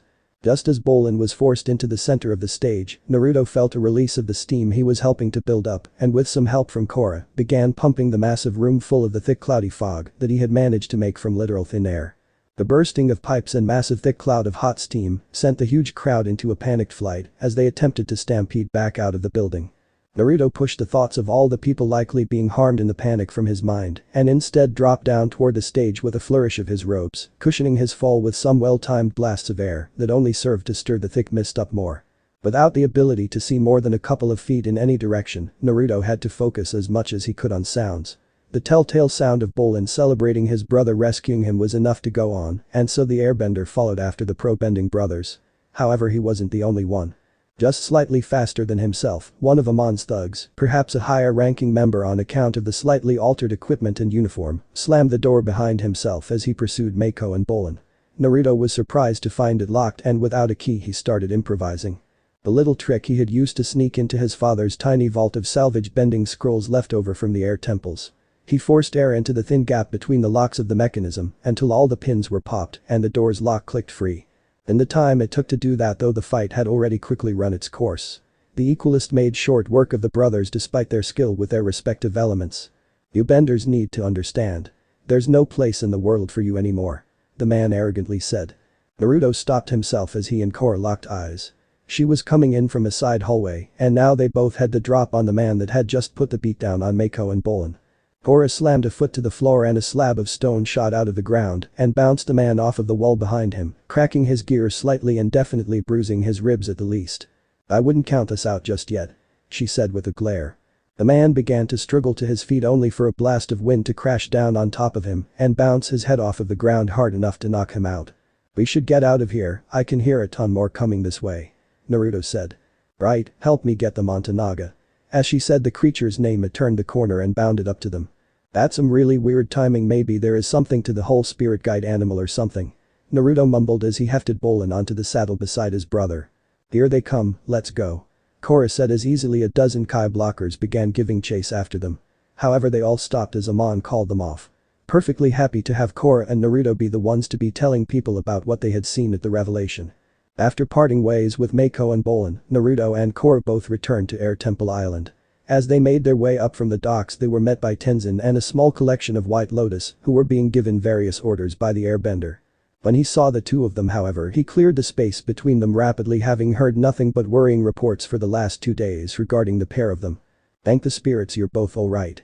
Where have you two been? Did something happen with the triads? He demanded while checking Korra over for injuries and giving his son a subtle once-over as well. We're fine. No, actually we're not fine. Tenzin, we saw Amon tonight. He can take people's bending away, for good. Korra said while rubbing her arms at the terrifying thought. No, that's impossible, Korra. Tenzin weakly argued. I said the same thing, but I watched him. He pressed a thumb to a bender's forehead and then it was like they just lost any connection to their element. Naruto said he was somewhat shaken by the thought as well. Tenzin looked troubled by that news. A bender's element was tied to their very soul. It was part of who they were, good or bad. To lose something like that. It was like having a limb amputated almost. What happened? I know you went looking for your friend Korra and Lin told me you've evidently been smashing through Triad hangouts since your factory was attacked. That is something else we are going to need to have a conversation about, by the way. I was looking for the Triad leader to figure out who set him after my factory and my workers. Coincidentally, cause I was smashing up their bases of operations, the leadership of the Triad needed a sit down and so Korra's teammate was offered a job acting as security. They needed some quick money and just so happened to pick the worst possible moment to be taking a job from the likes of Zolt and Shin. Naruto explained. Tenzin sighed. He wanted to reprimand Naruto for what he had been doing, but he was too tired from a full 24 hours spent awake worrying for Korra and their little group of friends to really deal with fighting with his son at the moment. Besides, the fact that Naruto and Korra were back and safe and sound was a far more important thing at the moment. Plus he would leave the yelling to Pima for once. The moment she had found out Naruto had been out taking on the Triad alone, she had lost it. Pregnant as she was, if there was one person that could still rein Naruto in, it was his mother. Why don't you both get some sleep? We'll talk more about what happened in the morning. Tenzin suggested. Sounds good to me.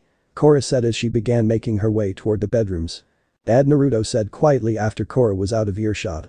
Tenzin jolted slightly at the vulnerable and worried tone his son was using toward him. There is something bad and big coming our way.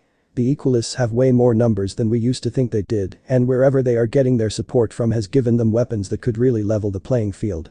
If we are going to have a chance of keeping things from turning into a full-blown war, we need to do something soon. Naruto warned. Tenzin sighed once again before turning to look out at the city across the bay. You really saw him take someone's bending? Tenzin asked. With my own two eyes. One after another. He made it look easy. I was looking for Zolt that whole time, but the moment I saw what Amon did I realized I have some bigger problems to handle first. Naruto said quietly. With everything you've told me already, I don't know if we can stop it from becoming a conflict. I'll try though. Something, I just don't know what yet. Maybe the rest of the council will have ideas. I hope so. Maybe we can send mom and the kids to stay with grandma for a while though. Just to be safe. Tenzin paused at that. It wasn't a bad idea. But he knew the moment they did that Amon would use that as information and another piece of propaganda to rally more people to his cause.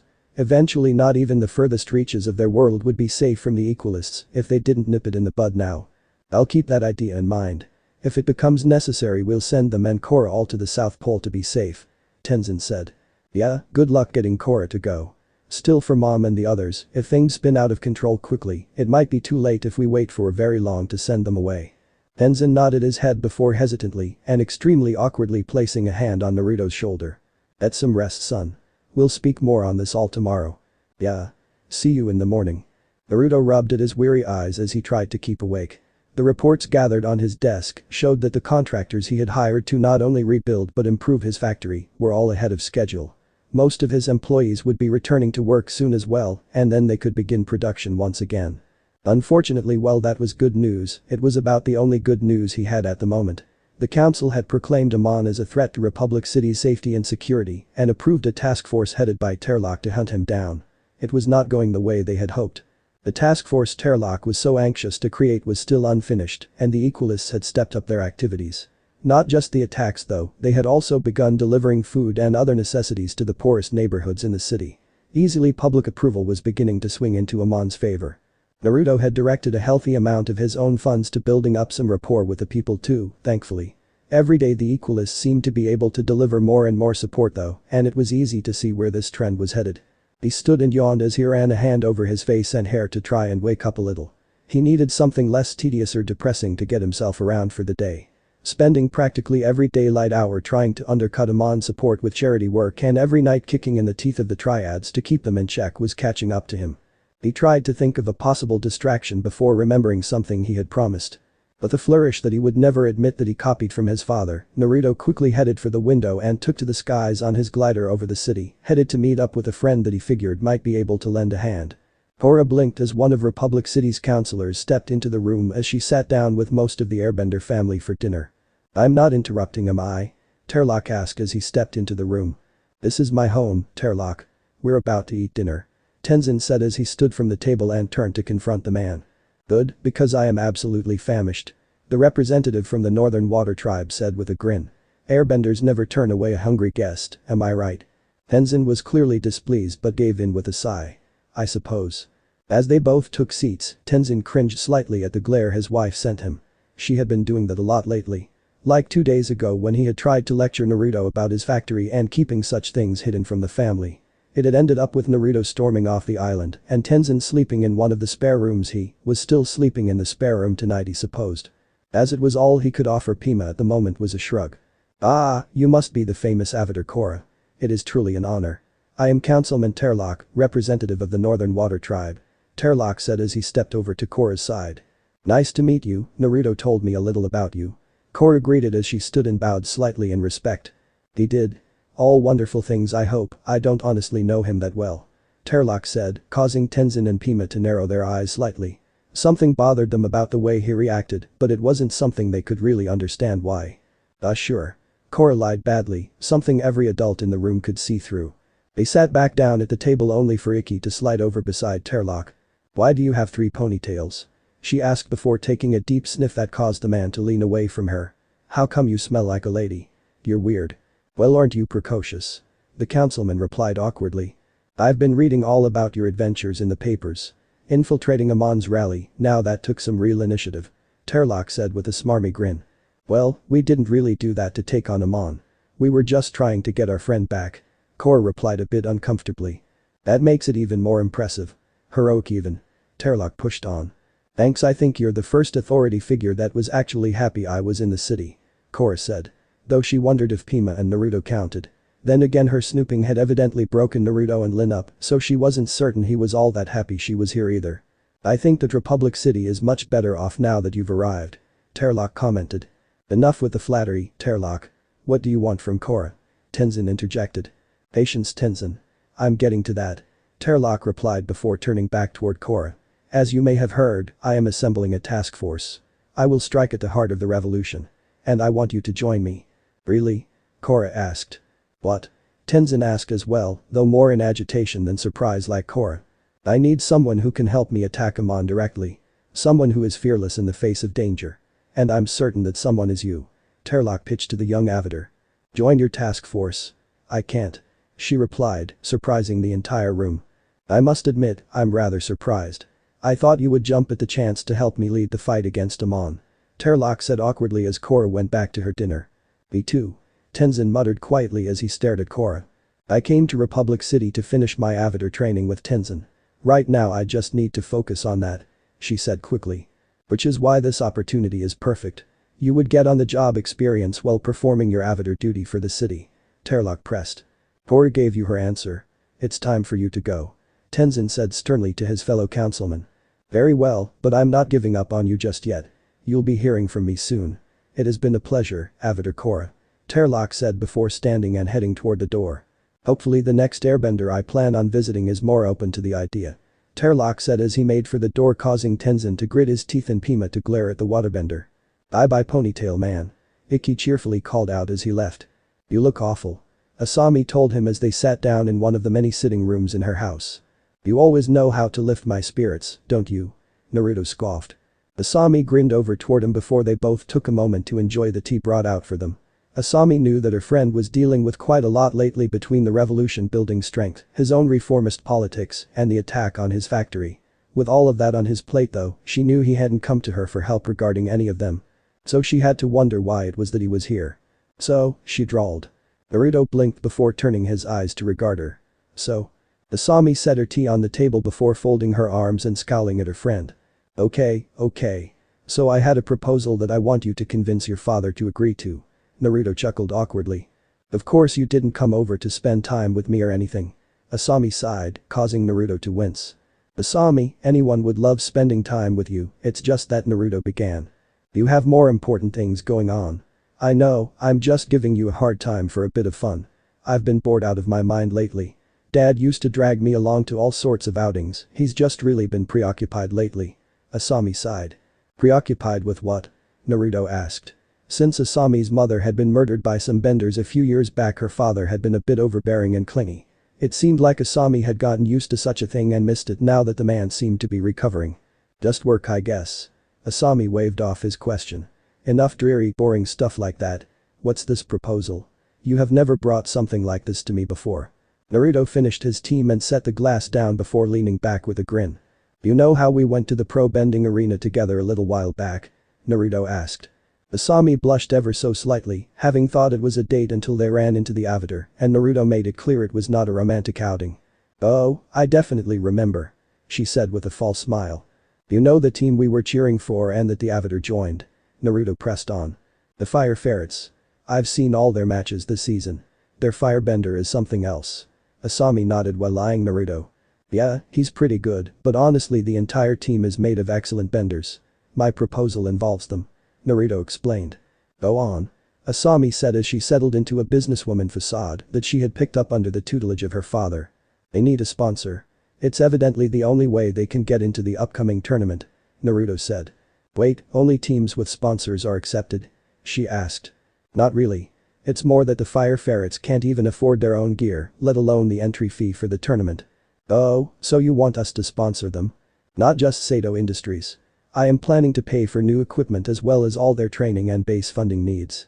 I just wanted to see if you would be willing to pay the entry fee and go half and half on a training yard. Naruto suggested. That surprised Asami. You sure are willing to put a lot behind these three. Normally you are sort of. Tight. He chuckled. I was going to say frugal. She giggled. Yeah, well, I am feeling it with these three. They are talented, even if the Avatar makes it feel like they are kind of cheating. Naruto said. You Well, I'm sure I can get my father behind it, but Sato Industries has to be represented. It will be. Besides, I don't want to do all this without your father and the team all agreeing. I was thinking the six of us could all go to dinner tonight. Something nice but not too upscale. Where did you have in mind? The place you and I always used to go since we started hanging out. Naruto said with a grin. My dad is going to complain, but it's been too long since we went there. Be there with the team at 6 tomorrow night. Don't be late. She said. Wouldn't dream of it. Naruto agreed before heading out to go and find the members of the Fire Ferrets. They should all be at their homes for the night, so it looked like the easiest would be Korra first. Naruto landed on one of the island's training grounds with a soft flutter. Nearby, Korra was running through set after set of her bending forms and looked practically ready to drop. Like himself, she had bags under her eyes, though hers were a little less noticeable than his. The real tell was her movements. He had seen her training and fighting in the past. She was a natural, though it seemed obvious that she should be. At the moment though, she looked like a sloppy amateur. Slowly she finished a set and turned to face him with a stiff smile. Are you here for Pima and the kids? She asked. No, actually I was hoping to catch you before you headed to bed, though I plan on popping in and saying hello before everyone goes to sleep. Naruto said as he stepped over and took a seat on one of the small mats around the perimeter of the training yard. Korra was surprised he wanted to talk to her about something, but followed him over and took her own seat. After a moment she recalled Terloc's words from dinner and quickly came to the assumption Naruto was attempting to recruit her to Terloc's task force as well. Look, I figure he probably put you up to this, but I already said no. Korra said, causing Naruto to stare at her in confusion. Korra, what on earth are you talking about? He asked. The task force. Terlock said he was making one, and the council approved it. He came by at dinner to recruit me. I thought well you were all about proactive action, so I thought you were here to push it too. No, Terlock is an idiot. Amon is a real problem, but Terlock is just making things worse. The entire council is just making the divide bigger between benders and non-benders. Naruto let out a sigh, surprising Korra as he clearly cared about the situation, but had a very different standpoint than she expected. What do you think should be done about the equalists then? Korra asked. Naruto stared back at Korra for a moment, clearly stewing in thought as he mulled over the situation. Again Korra was a bit surprised. Her knee-jerk reaction for the equalists was to put them down hard. They were kidnapping people now and attacking businesses at times. Naruto of all people seemed to not be so quick to action. Nothing, I guess. He replied with a shrug. Nothing? How does that help? Korra was a bit irritated by his response. You are equating the equalist movement with Amon too much. They aren't one and the same. Most of his followers have very real grievances against benders and benders really do oppress non-benders, even here in Republic City. Naruto explained. They want to get rid of bending entirely. Korra argued. Amon and his lieutenants want that. The majority of the movement just wants to be treated with the same respect as benders are. They are hardly even represented by their own government. I mean the council doesn't have a representative from the city, it just has members from the other nations. Only one councilman has ever been a non-bender as well. My granduncle probably could have really helped put this fight to rest easier. Naruto trailed off at the end as he thought of the man he couldn't personally remember but heard so much about. Tara told me a lot of stories about Sokka and the others. Korra mumbled. The few times I've met her she did the same. I always loved hearing stories about the old gong. Naruto chuckled, causing Korra to smile as she recalled several of those stories as well. They sat in silence for a while, both swimming in some memories of less stressful carefree moments. Eventually though Korra came back around to the present and became curious about what it was that Naruto wanted to talk about. If it wasn't about Terloc's task force, what did you want to talk about? She asked. Oh, I met with a possible supporter and was going to have you and your team meet us for dinner tomorrow night so that we could discuss details about both of our companies sponsoring the Fire Ferrets in the tournament. Wait, really? She gasped, jumping to her feet in excitement. Yep, we need to talk about details, but they are actually already fans of you guys, so it should be pretty smooth I think. Naruto said before yelping as Korra snatched him up in a bone-crushing hug and spun in a circle in joy before dropping him, as if his touch burned her. Sorry. That was really rude. Hey, it's no problem. Naruto said as he stood up again and brushed the dust off from where he had just been dumped onto the ground. I'll go tell my team. You won't regret this I swear. Korra said before taking off and leaping into the bay with a small blush on her cheeks as she raced away. I didn't tell you where we were meeting yet. Naruto muttered as he watched her take off across the bay towards the pro-bending stadium. He shook his head and chuckled as he headed toward the buildings on the island. He needed to talk to his father about this task force nonsense.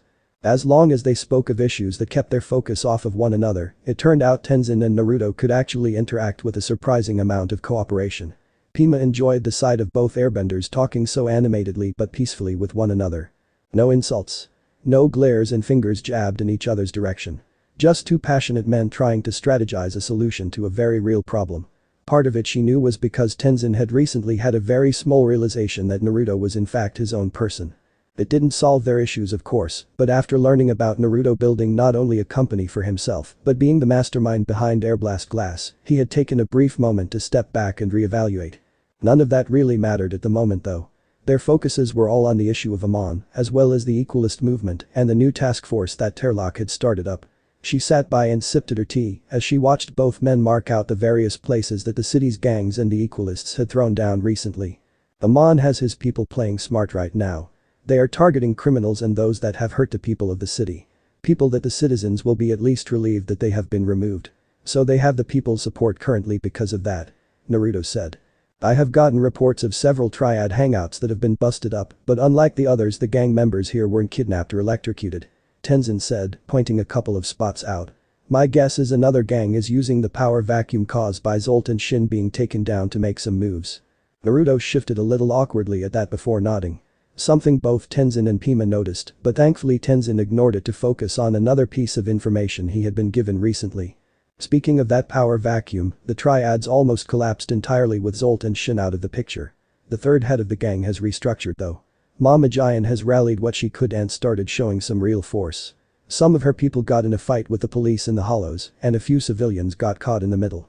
Tenzin said. Terlock says he wants his task force to prevent a war, but there is already one starting up in the street. The fights between gangsters and revolutionaries is just the start. Naruto said. I know, son. Tenzin said as he stepped over to a chair and sank into it. Pima sat her cup down as she looked between them. Neither wanted to actively confront the Equalists in the street because it would only widen the divide, but they couldn't sit around and do nothing though. They needed a way to get out in front of Terlock's task force before it did irreparable damage. There was only one real way to do that. You need to undercut the Equalist training centers. She said, causing both men to look at her. What? Tenzin asked. There are far too many Kai blockers of far too great of skill for the Equalists to not have several training sites in Republic City. Find a way to close those down, and you can force the Equalists to be a bit more cautious, meaning less fighting in the street, which in turn means a little bit more time for you both to figure out what to do to put this whole thing to rest. Pima said. Naruto and Tenzin slowly nodded. It wouldn't solve the problem fully, but like she said, it would buy them some time. That gives us a path forward. Better yet, we can slip this idea to Terlock and he can have his task force focus their efforts on the training centers to keep him from doing anything too open against non-benders. Tenzin agreed. Good catch, Mom. This will give us some breathing room. I just wish we could get our hands on someone from the movement that actually cares about their ideals rather than Amon's cult of personality. If we could get some of the equalists to negotiate, we might be able to avoid needless conflict. Naruto said as he stepped away from the map and started to get ready to leave. That would be ideal. Tenzin agreed. Where are you going?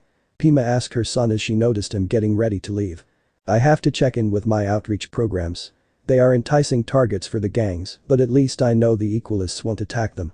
It wouldn't look good if they were stopping aid for the same people they were supposedly fighting for. Naruto explained. Be careful, Amon is not predictable in his actions, so you never know. Tenzin warned. Don't you think it would be better to get some rest first? You are so tired. Pima tried to coax him into getting some rest. I will soon. Too much to do first though. I'll see you both soon. Naruto said before heading out the door, causing his mother to sigh and his father to stare after him with a conflicted expression. The older master soon put the thoughts regarding his son aside and began planning for the next council session. He was getting sick of being outplayed by Terlock with the other counselors. Korra had been a bit embarrassed after admitting to her teammates that she forgot to get the location for where they were supposed to meet Naruto and the other possible benefactors for dinner. So she had gone back to the island and managed to at least catch him as he was leaving for the night. It worked out well enough. She'd actually had the foresight to tell Mako and Bolin to come to the island in the afternoon.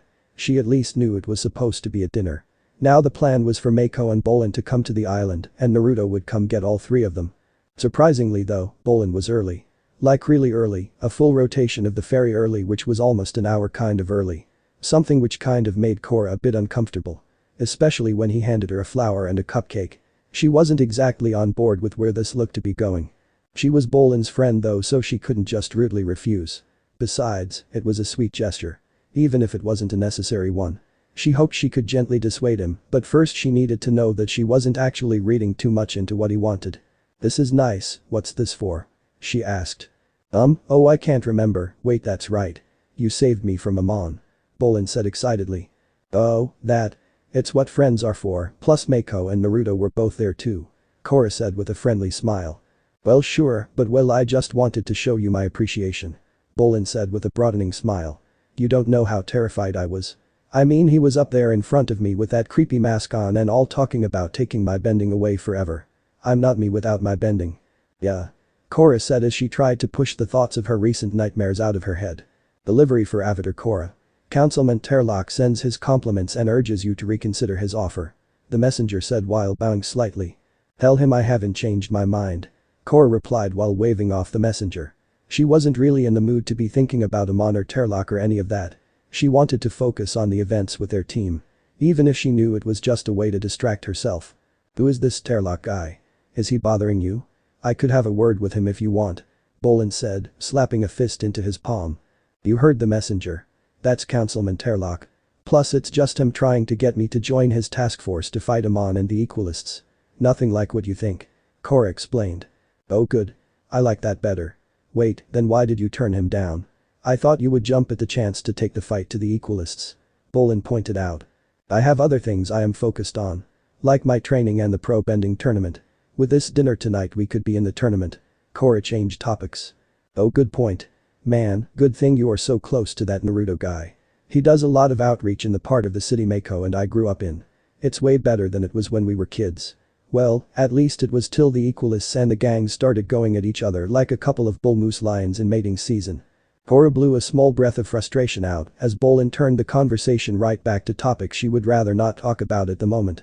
Bolin, let's get some training in before Mako and Naruto get here. She said suddenly standing. Okay. If you're sure. I thought it was kind of nice to just hang out and talk. Just the two of us. Bolin weakly tried. Nah, definitely need to do training. Korra said as she practically dragged the earthbender after her into the training rings. Bolin shrugged at that. Time spent with Korra was a win in his book either way. Naruto led the Ferrets to a small private section of the restaurant where two people were waiting for them. While Korra recalled the girl easily and wished she hadn't, Mako was sure he had seen the man somewhere before. His mind didn't linger on that fact long though as he focused on the young woman as well. Hiroshi, Asami, I would like you to meet the Fire Ferrets, Mako, Bolin, and Avatar Korra. Guys, this is Hiroshi Sato and his daughter Asami. Naruto introduced them as they all stepped into the area. Wait, Sato as in Satomobile, Sato. That's Sato. Bolin stammered. Why, of course, young man. Naruto and I have been business partners for a few years now. He produces every pane of glass used in my Satomobiles with his factory. Or at least he would be if it weren't for the blasted triads. Hiroshi said before quickly building up for a rant. Why don't we figure out what we want to eat and get to know one another a bit better? Asami asked while gently squeezing her father's hand, causing him to stop before he spiraled into a long tirade about the bending gangs in Republic City. He did have a viable reason to complain, more than most people did. The group sat and gave their orders to the waitress. Conversation was a bit stilted at first. Naruto and Asami largely carried it, while Hiroshi seemed to just want to brag to the team about how much better off they would be with himself and Naruto backing them. So you don't have hardly a penny to your name. It's nothing to be ashamed of, I was in the same boat at your age. If someone hadn't loaned me a small amount of money to make my idea a reality, I never would have gotten off the ground and reached where Sato Industries is today. Sometimes you just need that final little kick to really make change. Hiroshi said. That's impressive. You're one of the richest people in the world now, it's kind of hard to imagine you with such humble beginnings. Mako replied. We all start somewhere, my boy. Hiroshi smiled. As they all dug into their meals, the conversation turned toward the reason they had all met in the first place. So I spoke with Asami and Hiroshi about this early this morning. We've agreed for Sato Industries to cover the cost to enter you into the tournament. Airblast will split the price for new equipment and uniforms, as well as the cost to rent your training area with Sato Industries, so all your bases will be covered effectively. Naruto explained to the Fire Ferrets. That's amazing. Bolin cried out while Mako was a bit more stunned that they weren't just paying for the tournament fee, but also paying for all the rest. It really is amazing. Thank you. All of you. Korra said more softly with a smile as she placed a hand on Naruto's arm. But business out of the way, let's enjoy a meal together. Hiroshi said with a gregarious laugh. Sounds good to me. Bolin agreed before diving back into his food. They continued to chat and eat for a while before the conversation slid into the topic of the big events happening around Republic City. I'm not saying that non-benders shouldn't be represented, but Amon and his movement are really bad news. Just beating people down and kidnapping benders and stealing their bending isn't going to help anything. Bolin said, still more than a little torn up about his kidnapping. Perhaps, but there needs to be some change. Republic City is the fastest growing nation in the world. It isn't a part of any of the other nations, not really. Not since the end of the Great War. I mean, the only city bigger is Ba Sing Se, and it's been around for centuries or more. Republic City will be bigger than it eventually too. We don't have any say in our own governing body though. Asami complained. Well, the council was made to ensure there was balance. Korra argued. Asami is right on this one, Korra. The council is poorly made. None of the councilors represent Republic City. They represent their own nations. Republic City needs reform, badly. The equalist movement could have been that, but with Amon running the show it just won't work. Naruto put in his 2 cents. What do you mean? Mako asked. Well, the moral issues with Amon's way of doing things aside, his goals are just mathematically impossible. Unless he plans to individually take the bending of every single bender in the world, which would take more than a lifetime to do even if they all cooperated. Naruto pointed out. So he just can't achieve his goals? Asami asked. Oh, he will try to achieve them, but soon enough the mask will fall away. It won't be beatings and kidnappings. Eventually the math will iron out and they will start rounding people up, benders of every type, and just kill them. He's just painting himself as a savior in the moment to build up support. But eventually his real plans will be seen. Naruto darkly commented. Hiroshi and Asami exchanged looks and appeared to want to say something, but before they could, a person that Korra was becoming all too familiar with stepped forward and greeted them all. I never expected to meet such important people all gathered in one spot. At least not in this part of the city. Terlock announced as he strode into the private area of the restaurant. Councilman Terlock? Hiroshi asked in surprise. Mr. Sato, it's so nice to see you. Avatar Korra, Naruto, I've been meaning to talk to both of you. Terlock said as he rudely sat down, directly between Korra and her 2 teammates. I'm sure you have. Naruto muttered with a frown. I won't take too much of your time now. I'm sure you all were meeting here for a reason of great importance. I mean, as the Avatar and one of the only 2 airbending masters in the world, I can't imagine you have time for anything frivolous. Though I must ask you both to come to an event being hosted by the council this weekend. Councilman Tenzin and his family will be present, as well as Chief Bifrong and plenty of others. Terlock said while pointedly looking at Naruto when mentioning Lin. Korra worriedly glanced at the blonde, which Terlok seemed far too amused by, while Naruto himself clenched his teeth and did his best to keep from showing how the man really made him feel. Thankfully Asami came to the rescue. "Oh, Dad and I were invited to that as well. We already accepted the invitation." "That's wonderful. I'll just put all of you on the list this weekend. Really, we have to catch up sometime, Naruto. You have done a lot for the city and I think that together we could do even more. Same goes for you as well, Avatar. I'll let you all get back to your dinner now though," Terlok said as he stepped away with Naruto and the others staring after him. "Wait, that's the councilman Terlok guy you were talking about earlier today?" Bolin asked. "Yeah, that's him. He wants me on his task force, but that isn't going to help anything," Korra said with a sigh. "He's going to turn that event this weekend into a way to bolster the numbers and support for his little force too," Naruto bit out. Hiroshi cleared his throat. "Let me get us all some dessert. A little sweet to wash away that sour taste we all have right now," the businessman said with a knowing smile, getting agreement from around the table. End chapter. So this part ends here. If you want to see next part of this series, like the video now and share the story with your friends. Bye bye.